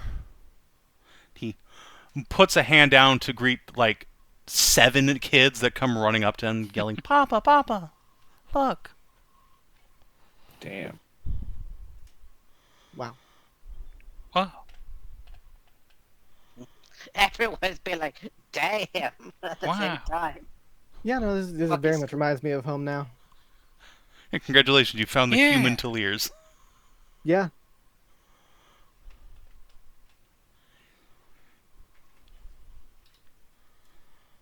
And together with Vale, I will try to, because together with Vale, try to formulate something more communicable. But I can also write it out. Let's see here. Can we get across if anyone in their village speaks more Arunan or tongues like us? Draconic, Illyrian, anything like that? I will ask for an intelligence check from somebody to try and communicate. That is a fairly complex... Can I just literally write it out in Valish? You don't... Pussy. I mean, do you have Valish written as a language? Yeah. Alright, yeah. I will give you advantage, but again, they don't have that language themselves. They're speaking something slightly different. Pigeon. Oh, Billy got a 19 on it. Do you want to save or a check? In her case, it doesn't matter, but yeah, 21 will do. So yeah, you working with Steve can write something out. Unfortunately, this peasant appears to be illiterate. That was my second thought. Like, even if they do write something out, they're just like me, for real. Yeah, though they can't understand what you're saying, it becomes pretty evident that you understand them, so the man will say, "Come on into the village. Let's get you out of the sun, shall we? You all look like you've had a long journey." Yeah, sure. I mean, they're inviting us in, might as well. Yeah, just, you know what, fucking just sketch out the fact that we took a path from the mountains. Oh, that's dangerous. I'm glad you're all right. There's a couple of big bears up that way this time of season. Oh yeah, we fight bears. He just pantomimed and just, fisticuffs like that. Well, I'm glad you're all right. Welcome to Broadstone. Make yourselves at home. I'll see if the missus can put something on for you. You must be famished.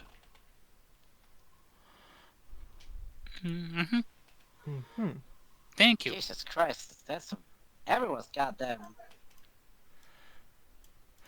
Yeah, as you enter the village, people start coming out of their homes to kind of see what the fuss is all about. And not only once you get in can you see that there are like 200 plus kids from 5 to 15 running around in this tiny village, but every single woman looks to be in some stage of pregnancy. And you don't think any of them are singletons either. See, now, I wouldn't mind something like this after the adventure is all done.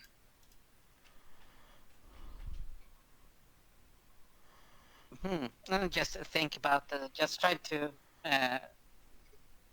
get the, about magic, I don't do magic. I don't cast magic in front of him. I just make, try to pamphlet out what he thinks of magic. Wiggly fingers, like that. It doesn't seem to parse for him. Can you pantomime about the sign and ask him share your confusion about why not drink the water?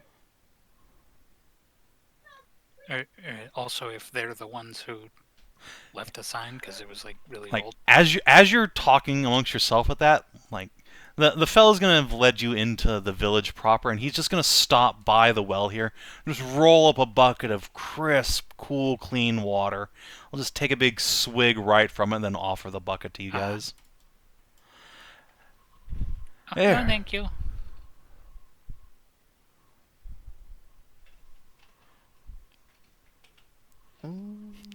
He's just gonna look around at all the women here, I'm thinking about it, It just holds up a hand and just. Let's have Steve check it first. Steve, can you check it? Or can you get across about the sign we saw and why not to drink it? Yeah, I mean, clearly they don't think you don't need to drink it.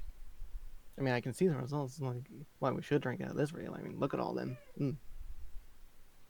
I don't care. Just put something in the water that turns all the women sexy and the men bottoms. That make you hella horny. Horny beasts. Horny beasts. Horny. As Steve's mumbling, I'm horny totally beast, safe. A house cat wanders by that's the size of a a fucking Doberman followed by 10 kittens. Plods along. I'm not really seeing a downside to this water yet. I'm seeing a lot of good things about this, but my instinct as a researcher tells me this is way off. What could go wrong? And just get a sample. I'll get my sample collect from this. Just. The man seems confused when instead of enjoying a big swig of cool, crisp water, you take a beaker's worth. Look at his wife, who just kind of shrugs. Weirdos. What are you gonna do about them, right? Oh, Outlanders their ways are different than ours, I suppose. Don't worry. What do you all think about pumpkin pie? Tori will communicate her love of pumpkin pie. Excellent. He's going to give his wife a slap on the ass. Why don't you bring one out for our guests here? Still rippling like 10 seconds later, she will go inside. And she uses the kinetic energy to momentum. God, it really is just like home. You notice that while the houses aren't any bigger than normal, those doors are fucking wide as hell, yo. Yeah. And she comes back a minute later with a pie the size of like an extra large pizza. This big old tray. And yeah, her like 7 kids will come swarming around making grabby hands. Reminds me of home too, but with more kiddos. She just looks at Jonah and be like, fascinating place, isn't it?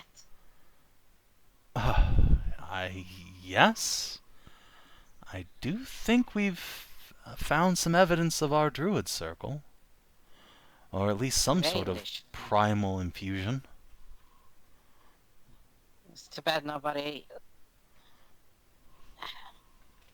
Oh. Can we try to communicate anyone can read, that can, read or write?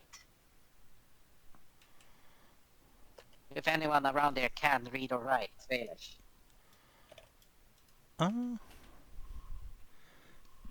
Yeah, after a couple minutes of back and forth, the man will say, you'd want our aldermen. They're up at the Longhouse. They're the only ones who know their letters. I just make I make it like praise the gods, or like praise, like thank you, somebody knows.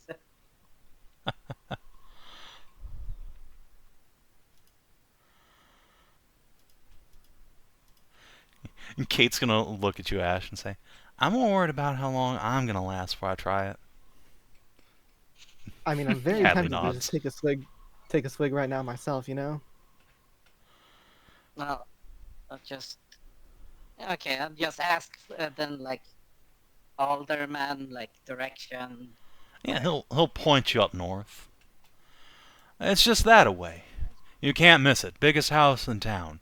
Has the big dragon skeleton outside of it. Oh, nice. He just snaps finger like, yes, I fucking knew it.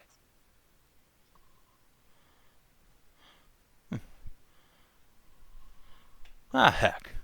I'll walk you. Come on. Just wave you on after you've all had your nice pieces of pie. These, by the way, are absolutely delicious. They are full of nutmeg and cloves, little allspice.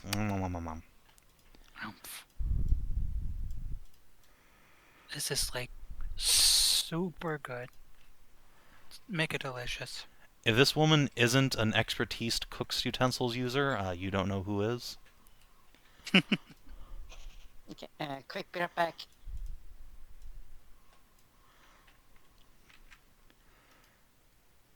Well, this place is very nice. It is. Yeah. My folks would be right at home here. The doors would even fit. These doors even fit for me.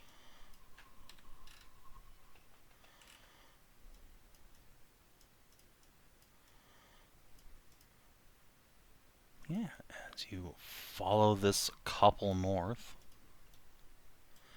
you can see that there is indeed a great big log house sitting in vigil over the town, outside of which, as promised, there is a huge dragon's rib cage forming an archway up to the doors. Whoa. Man will pat a rib bone on his way past. Otherwise seems to think nothing of this marvel of, well, war trophy. Neat.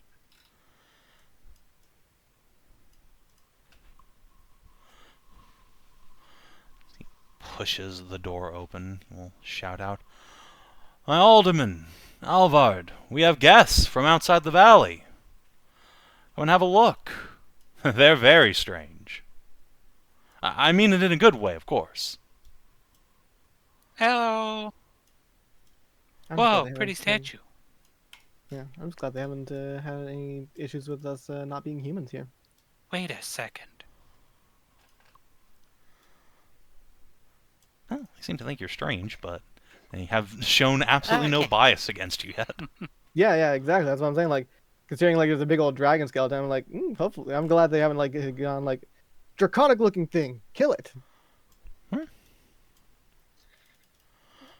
I will say this. Good old safety bucket. Oof. I was gonna check if Tori would recognize the statue of Saracina off the. I mean, you would fucking naturally know that. There's no way you would need a roll for that. Yeah, I'm pretty sure you've seen a statue of Saracina before. Yeah. That explains a lot. That explains so much here. I know her. Yeah. She's got statues all over Ignifairs. That explains so much here. That makes things nice and easy. And we'll bow towards the statue. It's good to see the gods are kept everywhere. Yeah, the fellow will go over this way and exchange some quiet words with a fella sitting next to an absolutely beautiful ravenette who's quite disablingly heavy. I see that 4. The alderman there is wearing a great big bearskin cloak and hood, and indeed seems as broad-set and muscular as every other man in the village. Oh, Savin. Yes. Since we harvested the bears, like we got we'll the meat, show but off. we also got the skin, right? I mean, no one said shit about harvesting skin. You just said you wanted the meat. We did not harvest them. We said it was no, I thought we said harvesting. I just said harvest the bears, but I didn't specify anything. So we're just harvesting all the bear. Alright, you have the entire bear you're dragging with you. Unfortunately, you all taking 10 exhaustion from carrying 5,000 pounds of bear. Yeah, no, we don't need that. Yeah, they got the skin because that's... Yeah. Come on. Yeah, you can have one bear skin. If you want to salvage, like, both of them, that'll take, like, a whole day. I would make a retroactive roll to see if we could. Yeah, you had, like, 24... Well, that was it's not about the roll, it's about taking the time to do it. Because it's just long. Yeah. I'd be fine with one bear, even just like the head. Yeah, the papa bear was ginormous. So you'd probably get, like, the mom bear, since, again, time. Yeah. Yeah. But yeah, the chief will step down and set aside a goblet, give his, presumably, wife a big smooch on the cheek, and come over your way. Will extend a hand in greeting, and he will try and speak in Draconic to you. Oh, thank goodness, someone that speaks Draconic. Handshake. I say in Draconic. Oh. I don't. I can understand that. But I will. I do speak handshake. Give a handshake. I am Alvard, chief of Broadstone Village. Be welcome in this place, strangers. We rarely see outsiders out here. It is good to meet you. My name's Ashe. This is Steve, points to our doctor here. That's Tori, Thelerien, Vale, and going down the line. So he has names for all of us. Well, quite an eclectic bunch, aren't you? We are. Generally, we're called adventurers, usually. It must have been quite an adventure to get all the way out here. I understand you took the mountains. Mm-hmm. We were searching for a druid circle in there. One that hasn't been seen in a long time. He'll curl his nose up a bit. Well, you will find none here.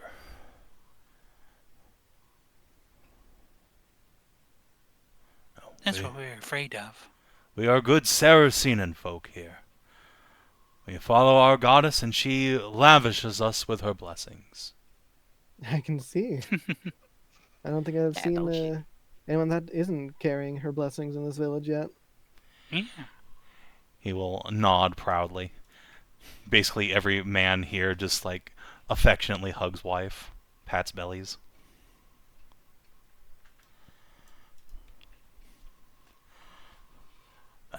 It would be a shame for you to come all this way with nothing, though. Please, come in. We shall serve you food and ale. You can regale us with the tales of your travels. Yeah. Gladly. I do have one question, though, as we're coming in. There is a sign outside the village, a decent ways away, fairly old. And it said not to drink the water. Is that one of your signs, or is it someone else's? That scoundrel must be back at it again. No, that is not our work. That would be Eric. And who is this Eric? A mad hermit that lives out in the foothills. He has given us a lot of trouble through the years. I'm sorry to hear that.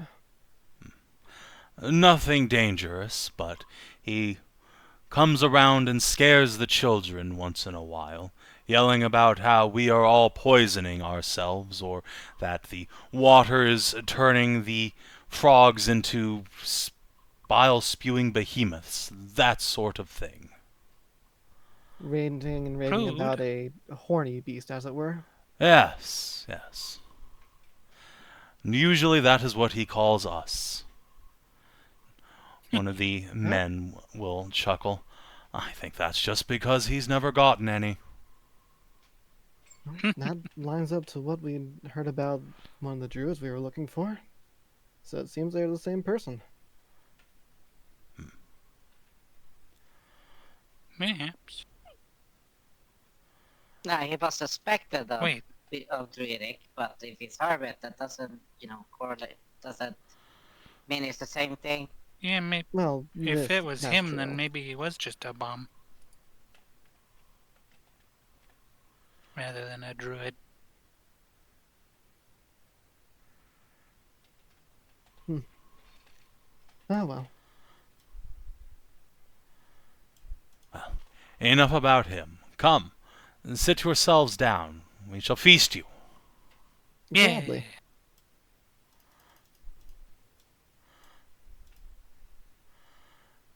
I assume like they also have water and stuff. Like I see no reason not to try it. Like at this rate.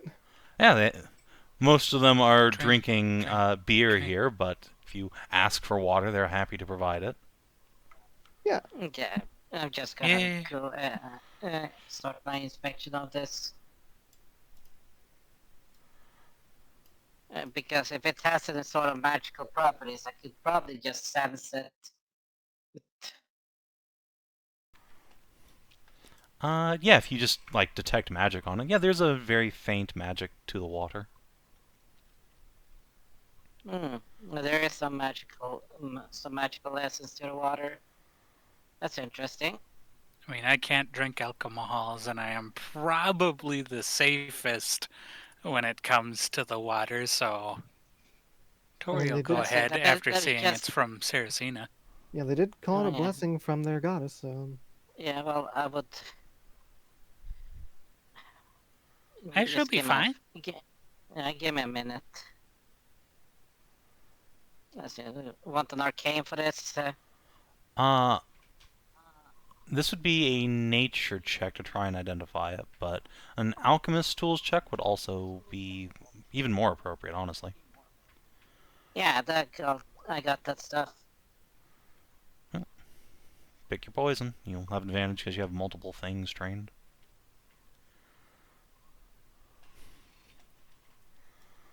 A 24, I can pump that to a 25 if needed.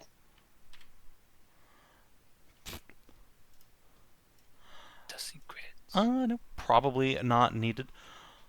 So yeah, there is a primal transmutation magic active in the water. If you take like a couple of days to look at this, you could probably figure out exactly what it does. But it is definitely, yeah, primal transmutation. It seems to be a short-lasting effect. Could he tell if it's harmful or not? Yeah, so like that's just well, let me just squint at it about it. Like, there's 30. No, I mean, again, you'll need to spend time researching if you want to get more information.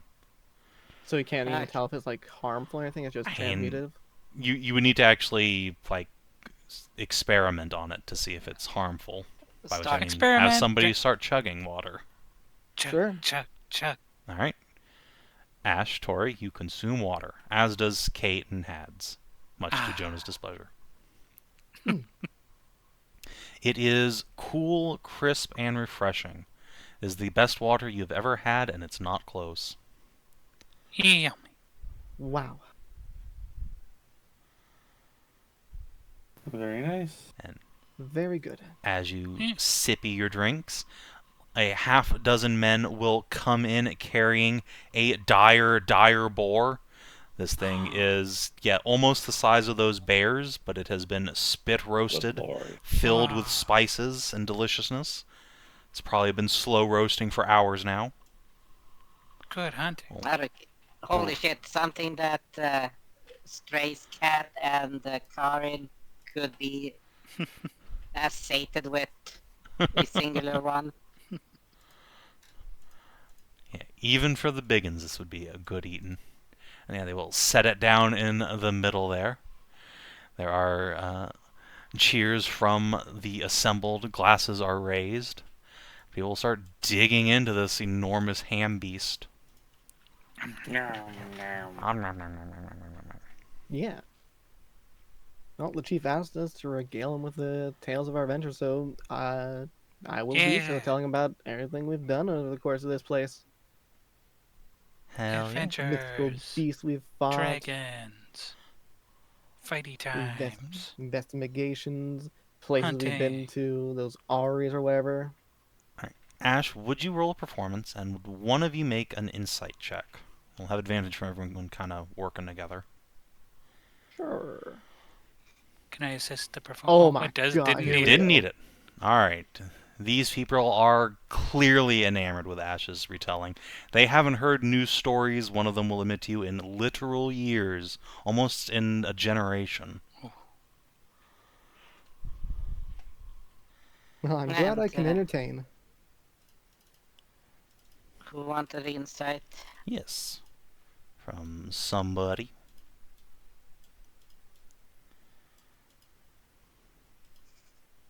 I have a 1. Yeah, I have a untrained, so... How about Kina, you? 0.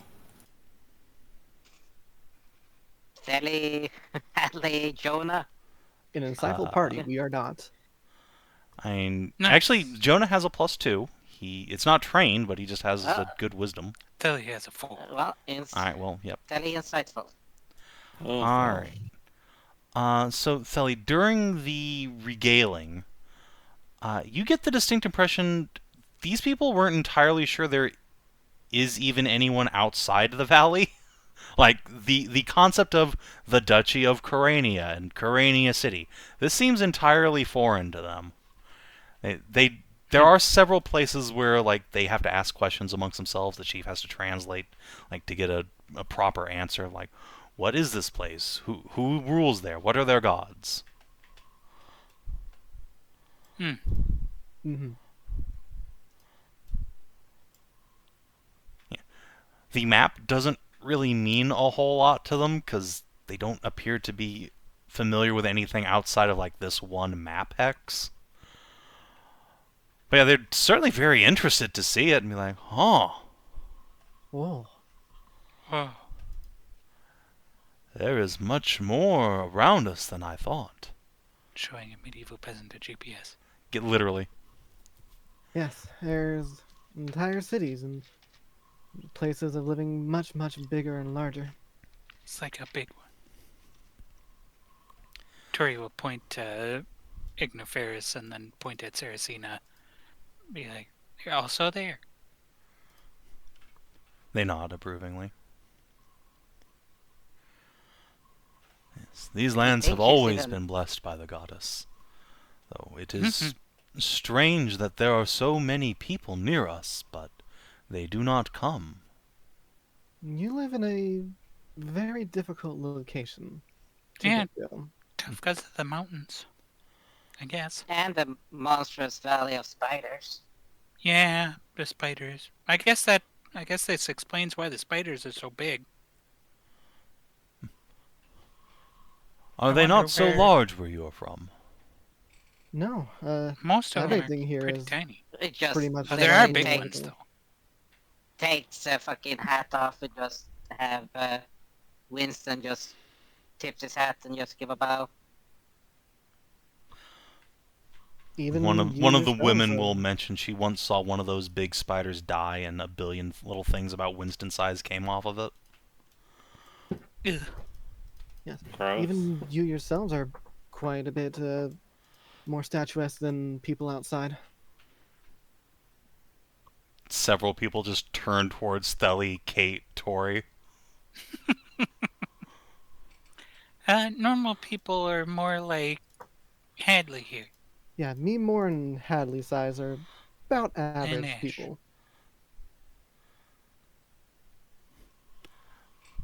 Oh. Jonah will chuckle. I'd say you're both a bit on the sleek side, but yes, I suppose. Lady Vale and myself might be more close to the average.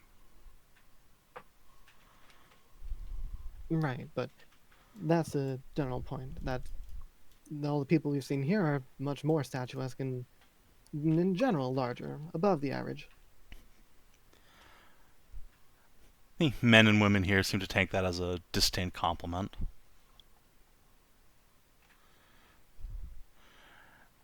The goddess showers us with many blessings, yes indeed. So she does.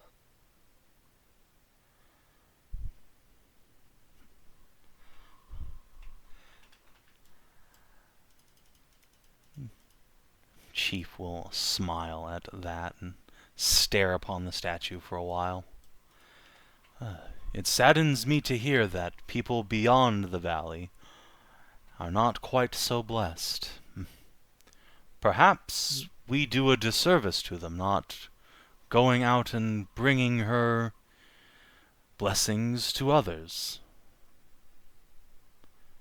The other men and women glance amongst themselves and murmur. It certainly wouldn't be an easy task if you were to. Also, as long as you're not like mean about it. That depends on who they're talking to. There is the Tri-God Church, and they don't really make any to that. Dawnblades. Tri-God? What happened to the fourth? Well, there's more than 3. Yes. There should be 4. Everyone nods. He's talking about the primordials. Right. How to explain this? Very There's simple. like all kinds of gods now. There are so many separate schools of faith. The 4 you are thinking of, we generally consider older and more ancient. There is a newer set as well that a general populace follows. And I'll go on to describe like the how many is there? Is there 8 currently? The Senatrian Pantheon. Yeah, the Senatrian Pantheon, basically. Yeah, I even got some nice pictures and everything describing it. 10. The general consensus upon your explanation is that that's silly and probably made up. Everyone knows that there are 4 gods and Senatrea who died. Sage nodding. Right, and then Senatrea came back. Yeah. Yeah. She is alive right now.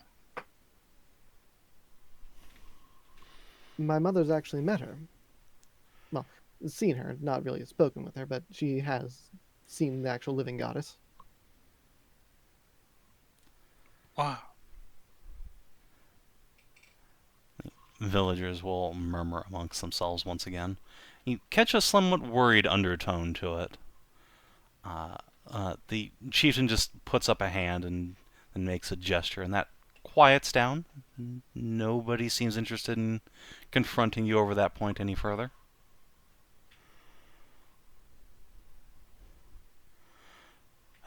Why would that be? Yeah, anyways, that's beside the point. Not really important here or there. Yes, no reason to disrupt a good meal with talk of theology.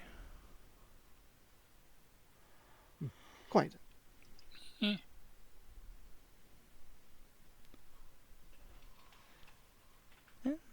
Villagers seem much more intent on just sharing food and a little less talking after that. Not less friendly per se, but perhaps a bit more guarded. Understandable. Oh yeah, we're not looking to spread or demean or destroy anyone's what they believe in. I'm a researcher and a doctor. That's all I do. I discover truth and find wonders. Well, if you want to discover the truth, then you come back here Sunday morning and we'll teach you all about it. Just checks what day it is. Yeah, actually, it's what like date is Friday. it here? Oh. Well, just check. Well, I'm gonna be needing a couple of days to check the water. Why are you so interested in the water? Your friends seemed hesitant to drink. I noticed there is, well, while it being apparently very good for, there is a power of primordial, which would be the blessing of Saracena, going through it. Yes. Of course. And as a researcher, I would like to know exactly what it does. That is my only thing. I do not discourage until I don't usually partake unless I know. It's a trait of discovery.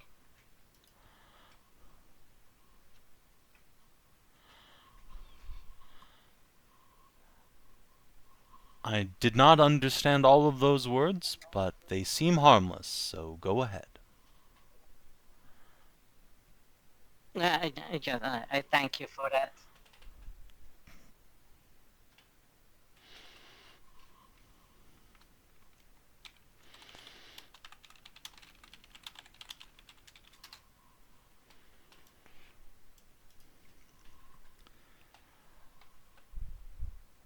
And yeah, unless you have anything else to bring up, the villagers are content to just listen to stories and consume this entire ass boar. Yeah. Good. What's their take on magic now that now we can fucking communicate? They have no idea what you're talking about? No. You don't have anyone that can cast magic or anything like that? One of the villagers will speak up, this handsome lad with the buzz cut. Oh, you mean like this? He will reach behind his wife's ear and produce a handkerchief. Several small children who are gathered around clap. Tory claps.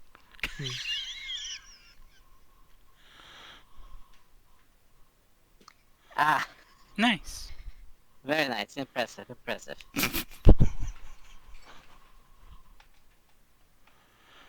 It's a good thing I have a fucking mask.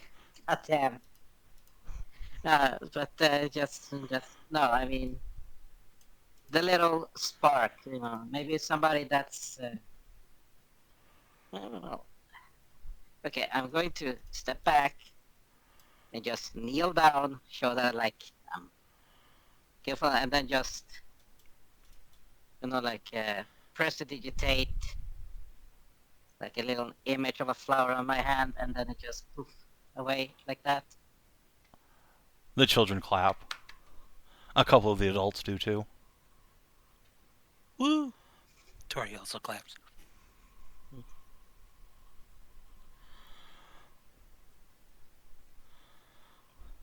Yes, there is greater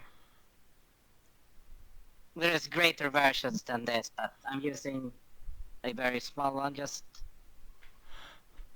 the fellow back here stage whispers, "A magician never shares his secrets." His wife will just give him a little elbow to the ribs. His 10 children giggle.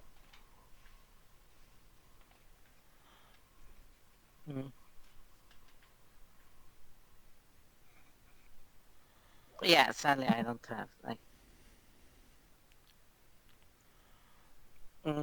just understand, and I understand that.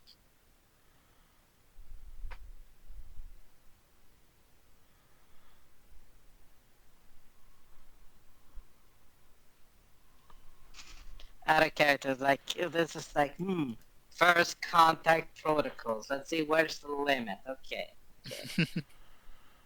Theology, at least we know the dangerous limit, and we pushed a little bit too hard on that.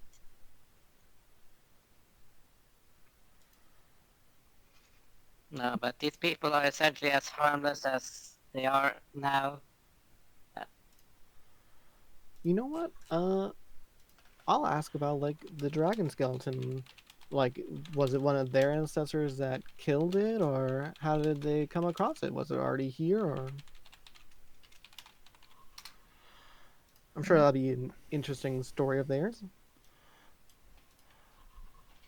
Oh, yes. Many years ago, in my grandfather's time, there was a great dragon that lived in the mountains here. It and its mate came from afar, it said. They roosted here for a time until a tremendous shadow cast itself over the valley and seemed to try and hunt them. Oh, they tore it apart with scale and fang and claw and fire, but not before the younger mate was driven through with magic spears. He does big hand quotes around magic, and the children all go, whoa, and plummeted to the ground. Out of respect for its sacrifice in protecting this valley, we have made it our guardian spirit outside. And for many decades it has sat there watching over this hall, as it did, albeit briefly, in life. What happened to the other mate? Oh, he is still here, though he has long mourned the passing of his mate. We see him once a season or so, going out to claim a great boar or bear. Where does he live in the meantime? I see. Villagers glance amongst themselves, and the chief will guardedly say, his lair. Oh, sorry, we aren't like dragon hunters or anything, but we've got these letters and stuff we're supposed to deliver to dragons. I am sure if the good Lord is interested in seeing you, he will make his presence known. Of course. Okay. We'd hardly want to inconvenience him with the sudden surprise visit.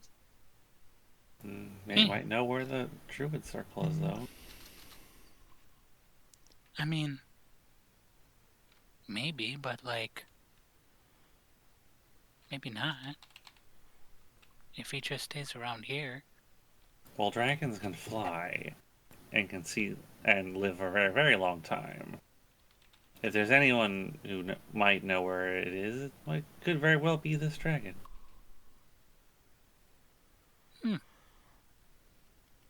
That is true.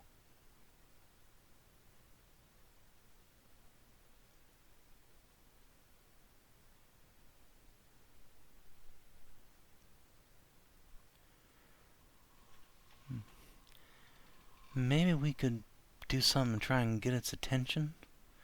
He said he hunts big game. Maybe drive something nice and meaty out in the open.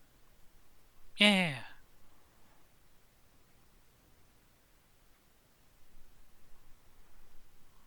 Unless y'all fancy more mountain climbing anyway. I mean, if we can get him where he'd ask, then... Where we could ask him without needing to, like, make him uncomfy. Be good.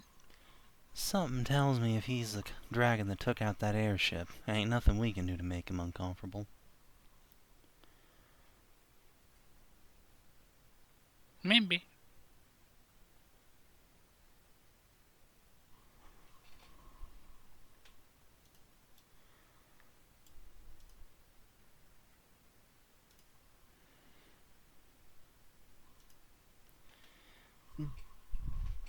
No hurt in trying. We can see about it. Feels like they'd let us stay till we want to go. We should at least take a day or so to rest and recuperate here while we can. And let Vale Steve will check out rub the one. her head. Yeah, I kind of would like that. Oh, yeah. Sorry about that. Let me just goes behind Vale and just grabs her neck. I forgot to do this before and just cracks it back. Just breaks her neck. Ah! There. It does feel a lot better though. Oh. But ow. Oh, yeah. Discomfort. But yeah, the initial. Yeah, the initial. It's just scales and everything just pinched together like that. It hurts when the tension releases. But at least you get the neck, less tension on your jaw and stress on the neck.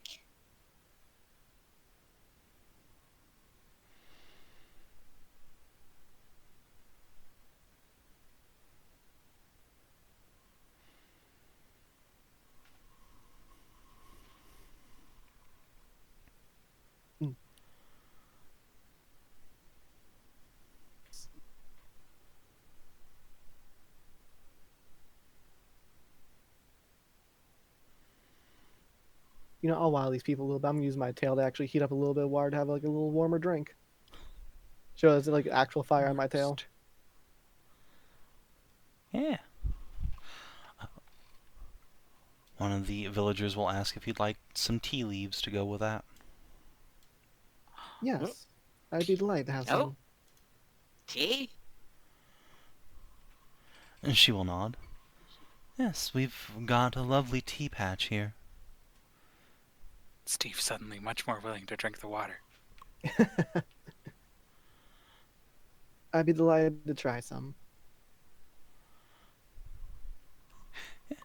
She will excuse herself and just, with her husband escorting her, will pad on back home for a couple of minutes before returning with a couple pouches of a very fragrant herbal tea.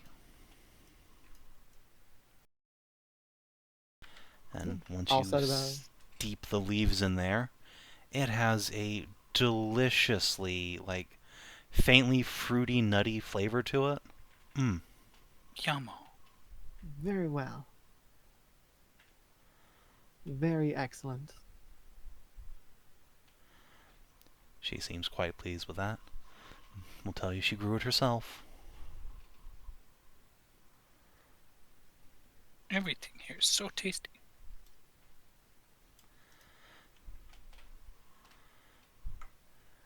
One of the women will laugh and say, when you have this many kids to take care of, well, you gotta learn how to cook the best meals around. As she's saying that, another woman will take out from a sack she's brought with her a cheesecake. I understand that well. My mother was much the same with the... Oh, how many was it? It was 20 of us, I think.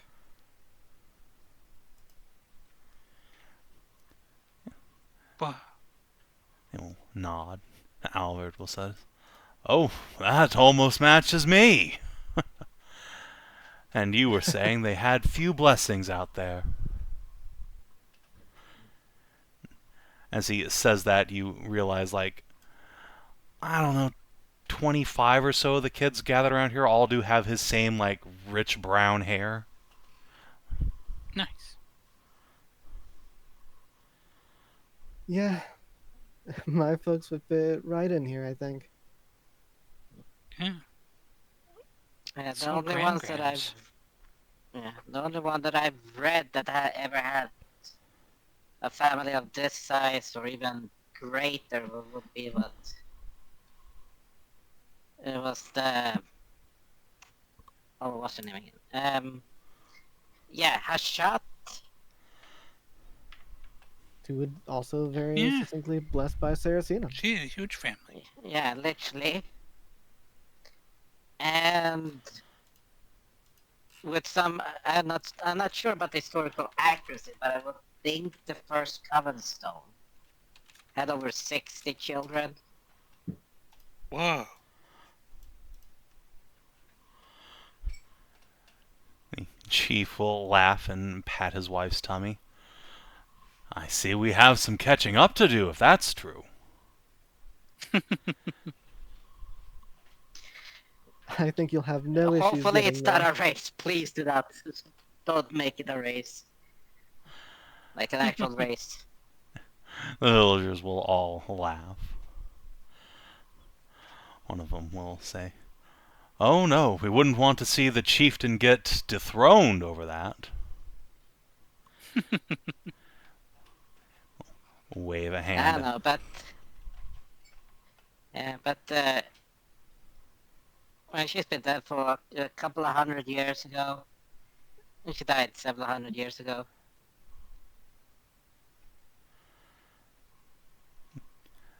Villagers will just all at once just sort of incline their head down towards the earth and then offer up their hands towards Saracena.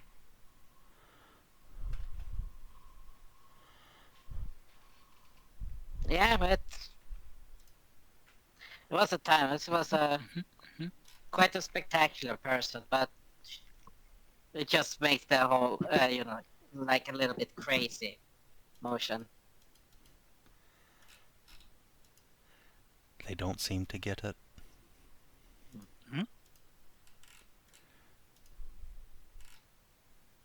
I understand the emotion of being crazy. Okay. Just it's considered to be a little bit on the crazy side. Ah. Like Eric, of course. Well... Oh, yeah. No, not spooking children like that. So, well, let me just think for a second. Okay, like Eric, but a lot more beneficial for the community.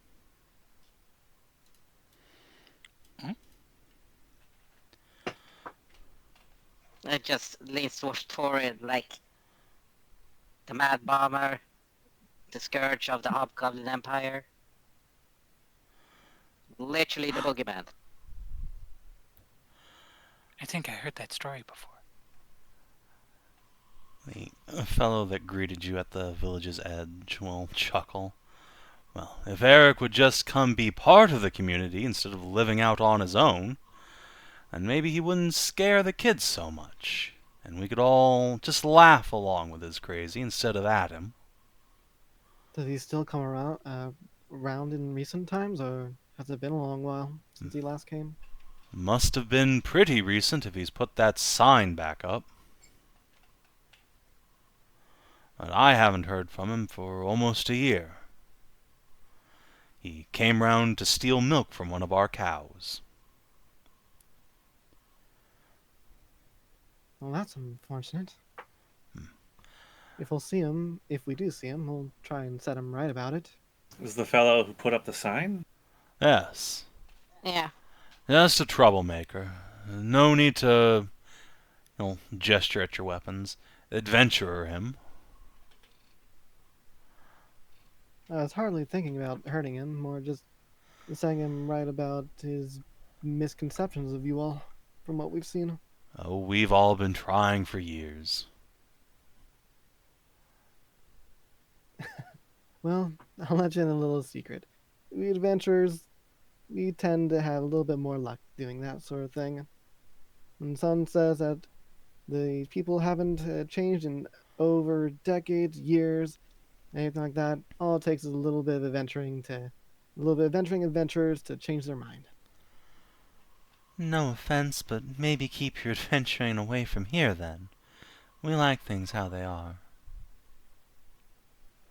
Of course. I'd hardly want to change you all. Yeah. It's mostly more for evildoers and people that cause harm. Yeah. The men will all drink to that.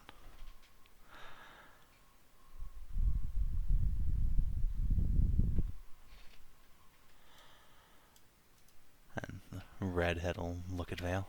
Well, still, if you can set Eric right, that'd be a weight off all our minds. He's not a bad sort, really, just misguided.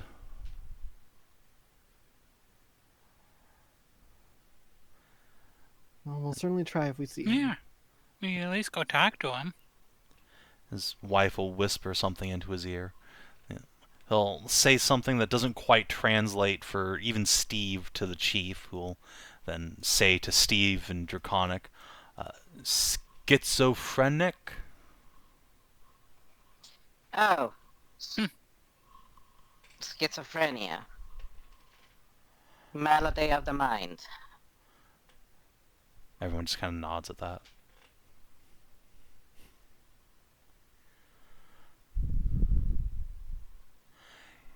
He's just not well, that's all. Understandable. I'm sure he doesn't mean any harm. He just can't help himself.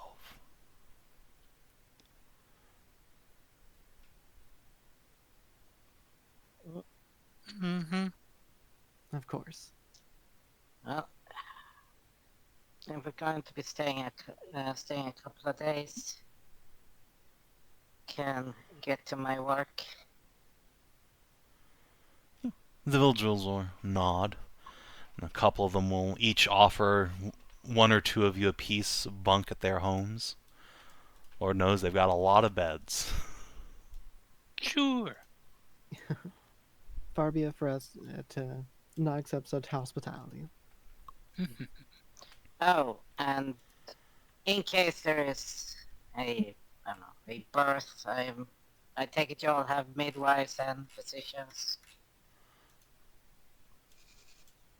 They genuinely seem to not understand the concept. They understand what a physician is, at least, through translation. Okay. But midwife, that's a head scratcher. What, a professional birth assistant. The woman who greeted you at the town gate just puts a hand on yours. Do women outside the valley need something like that? I imagine with Saracena it's incredibly easy. Well, if you do not have what appear to be the blessing of Saracena, childbirth is laborious, intensive, and extremely painful. They all seem horrified by that concept. Yeah, some need assistance with it, others don't. Mm-hmm. Yeah. It all depends on the body type. Yeah. It just looks at, like, you have the bodies for childbirthing, so it would be a lot easier for you. While there are some who have much more slender frames and smaller hips that would make it harder for them to birth a child.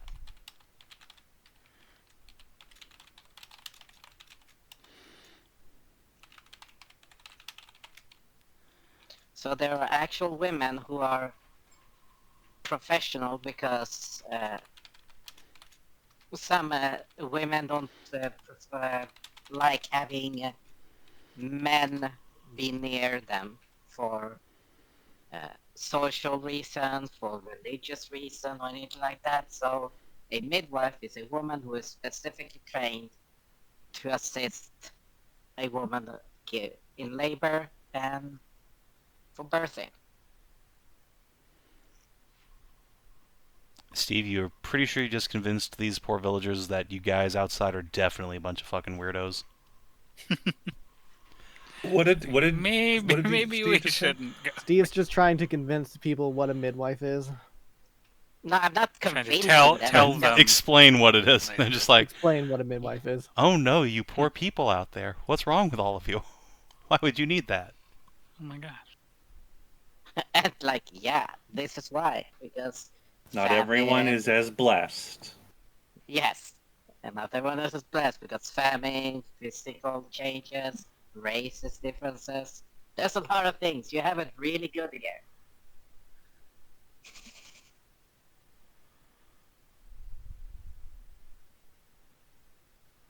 So this is why I've been doing this for several hundred years.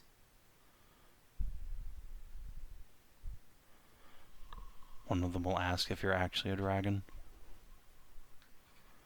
I'm half dragon. Me too. My mother Well, that was explains called things. an Ashen dragon, but we're technically not dragons. Whoa. No, I'm not the dragon. I'm from Galevas. Steve's just a Steve. Indeed. The village girls will ask if you will bless their bellies. I will. Oh, she can just lay on hands then and be like, whoa, divine Yeah. dragon power. They want it. Sure. Yes. Sure, I can do that.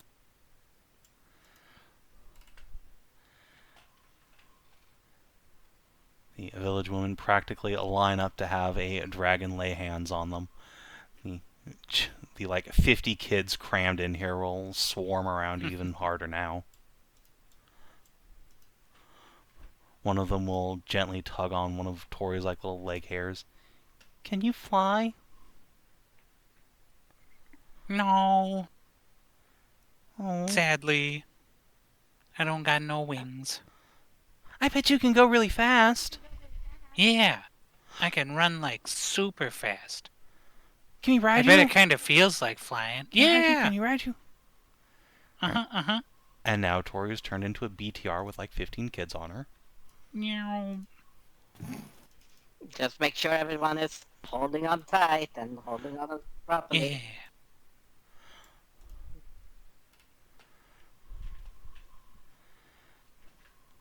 So how long do we want to spend in the village? Is it just gonna be like 2 days, like see what their mass is and everything like that, or stay till however long research. It takes for the research. With a place as devoted as this, I wonder if Saracina visits. Mm-hmm. Well, she visits the our character. She visits Igniferus. Yeah, she visits Igniferus during the Saracina festival. She might not know it exists even. Nobody else did. Well, I wonder if this place is warded. Warded from detection. Mm-hmm. Maybe. It could be. That would explain why it's so literally unknown to the rest of the world. I mean, you can explain that away by just being remote as fuck and surrounded by dire monsters. Yeah, that's what I was going. Like, yeah, dire monsters, dire dire monsters and mountains and a fey forest on every side. Yeah, so you would have natural ambient. You would have ambient distortion from the forest. Really take your pick of like options why it's like so remote. I'm more going off of these people are this devout and there's not one cleric in this town. Are you kidding me? Like, that's kind of weird. Big on magic. Yeah, they don't know. Yeah, I would imagine someone would have been like have some kind of divine revelation or something and become a cleric. Yeah, the guy's primal. Like that is a good question. You could just ask about that. Well, we can ask the chief after, like, if we're ever talking to him alone, just so we don't make people uncomfortable. Yeah, that would be the best thing. You guys can. Yeah. Well, it goes without saying as well that we'll help out around town if we can while we're here. Mm-hmm.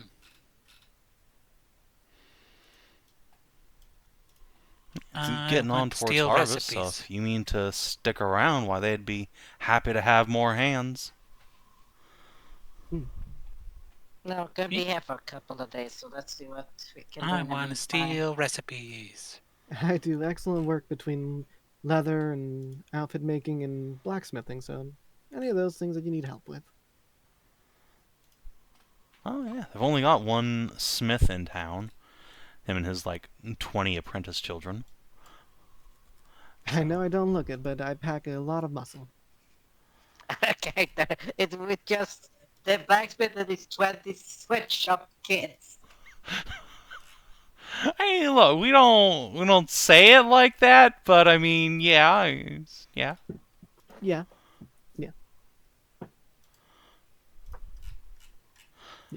I don't look it, but I do have a lot of muscle packed in this tiny frame. I do look it, and I have a lot of muscle packed into this frame. An extremely not tiny frame. Kate will, however, give one of Ashe's biceps a big squeeze. Some of the men nod approvingly, even though your arm is like half the size of theirs. Oh yeah. Given I'm like half the size of them too, basically. Yeah. Yeah, but what's your weight? A third like of the width. 40?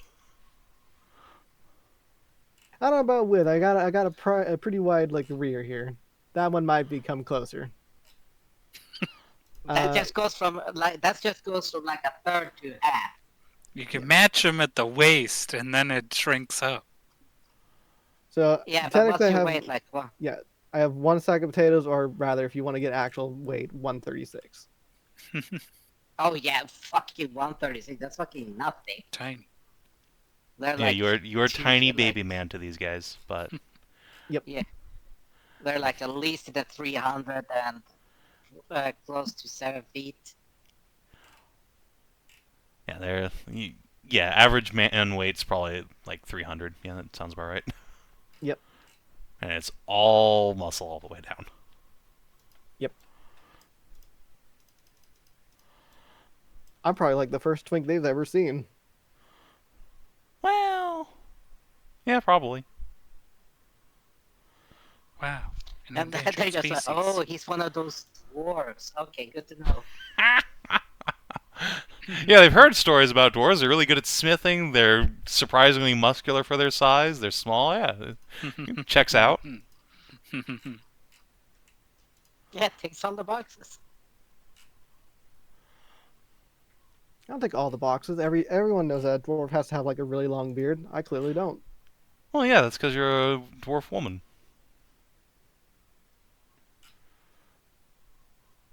Yeah, you know what? Yeah.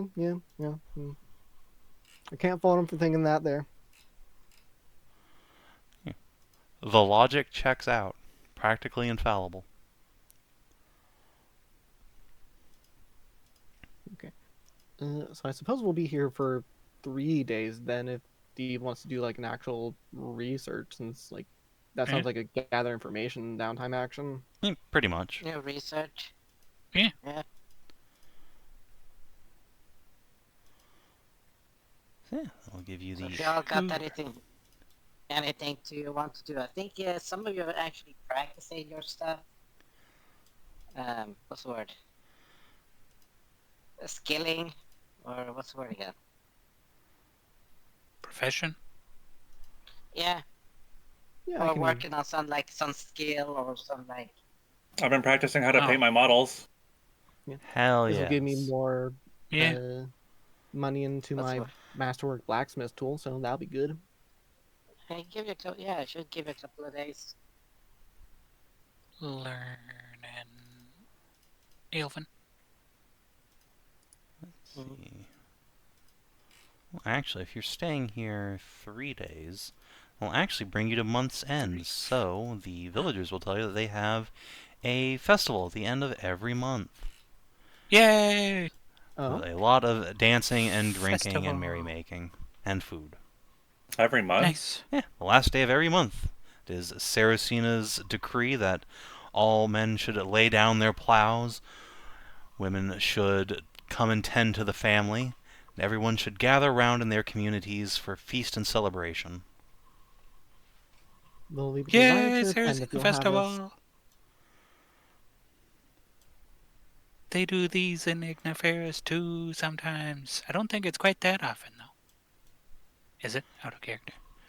It's once a year in Igniferous, and that's an orgy, which this does not sound like it does. Oh. You, no. Spending any amount of time with these people gives you the distinct impression that they probably have a very traditional view on such things. Good for them. Just like everybody up here in Garania. That said, the Month's End Festival is the appropriate time to introduce yourself to members of the opposite sex, have a dance, see if there's that spark of love in the air. If any of you want to settle down here, why? Everyone, literally all of these people have like teenage daughters they would love to introduce you to. A bajillion of them.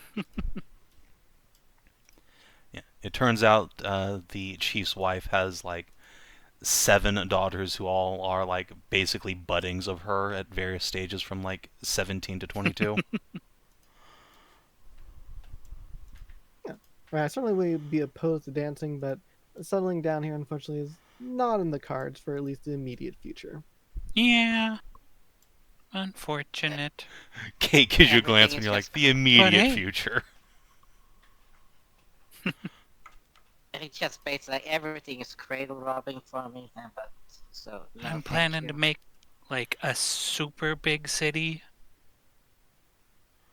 in the future, and I would love to love. I am but not right now. I am already seeing someone, and I am bound to a 50-year errantry, or I wander the world. Oh man, the ladies think that is super romantic.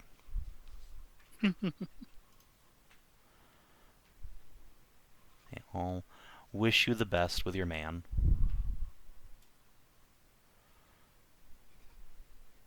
Yeah, I already had a family and everything, so I got my researching and science to do. For a second, that you're gonna be like, I got that researching done. Wow, that would be fucking cool. Yeah, that would be fucked up. But then again, it's like that's psychopath level. God damn. Yeah, well, you know, you need to research things to understand them, and how better than to experience it. And now that's done and dusted, I can move on with my life. Yeah, research of a wife, research having a child, research parenthood and everything like that. Then she died, and then the child died. Oh well, that part of me is done. I go back to proper science. Now that the old ball and chain is gone. Oh. Oof. No, that was fucking horrible. No, that was horrible. Everyone disliked that. But yeah, no, it's Yes. fine. But yeah, you are regardless invited out to the fair. You can enjoy some delicious drink and food and dance. Music even. Yeah. What? That sounds like a thing to do next session.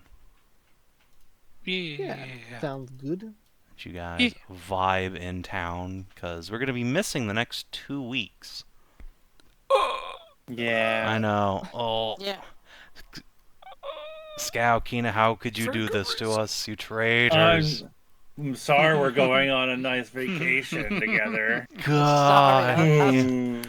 Can't believe you're letting your relationships get in the way of my Dungeons and Dragons. How fucking dare you? You two just need to get on one computer for like one night and just come on, just interrupt your vacation to come play D&D with me. Is that so much to ask?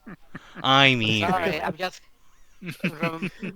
sorry, just interrupt your romantic vacation. That's just play games over the internet with a bunch of nerds. Nerds. Alright.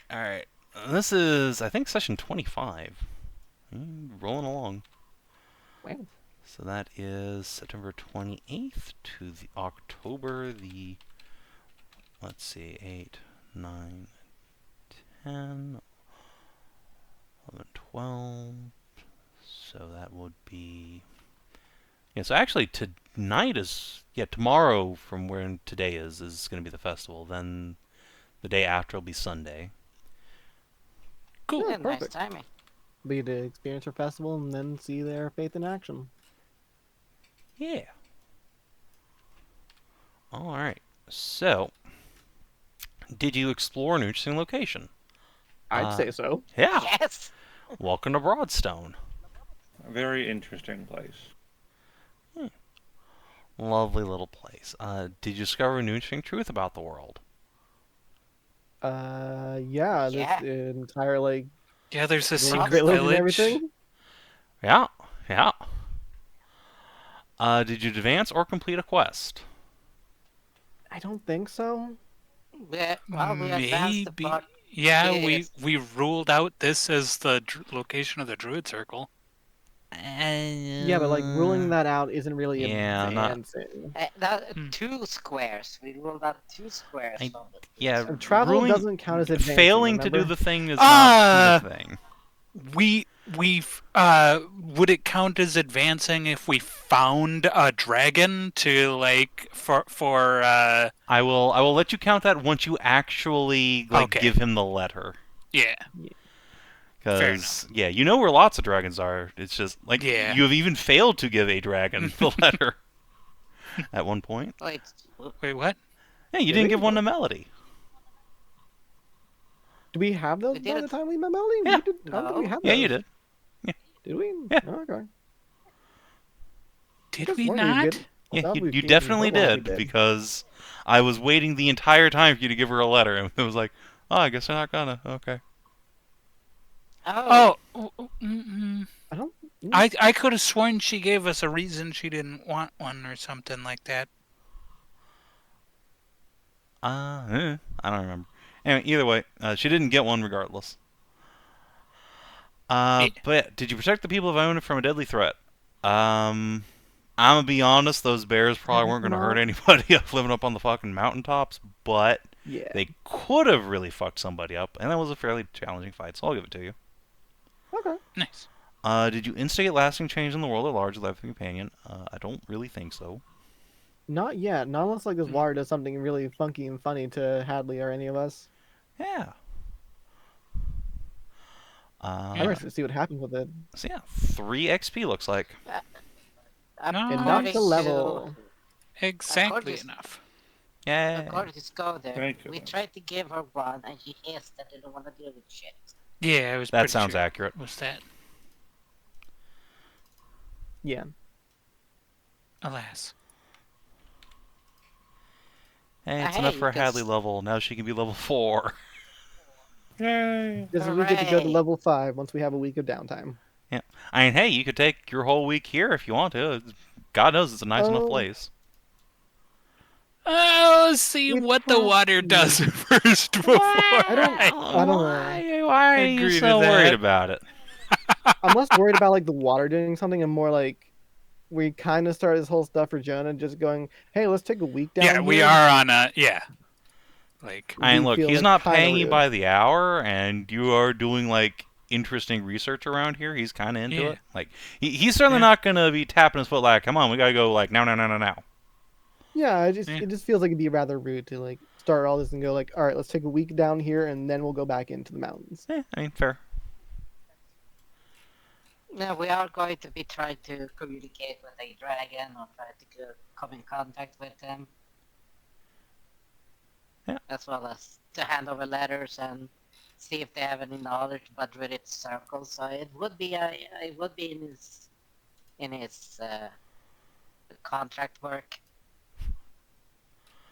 Yeah, I think that'll do it for today. So, if you're watching on stream or YouTube, thanks for tuning in. We will see you Thursday for Warhammer, but that'll be the only game for the next 2 weeks. So, until then, adios and do take care.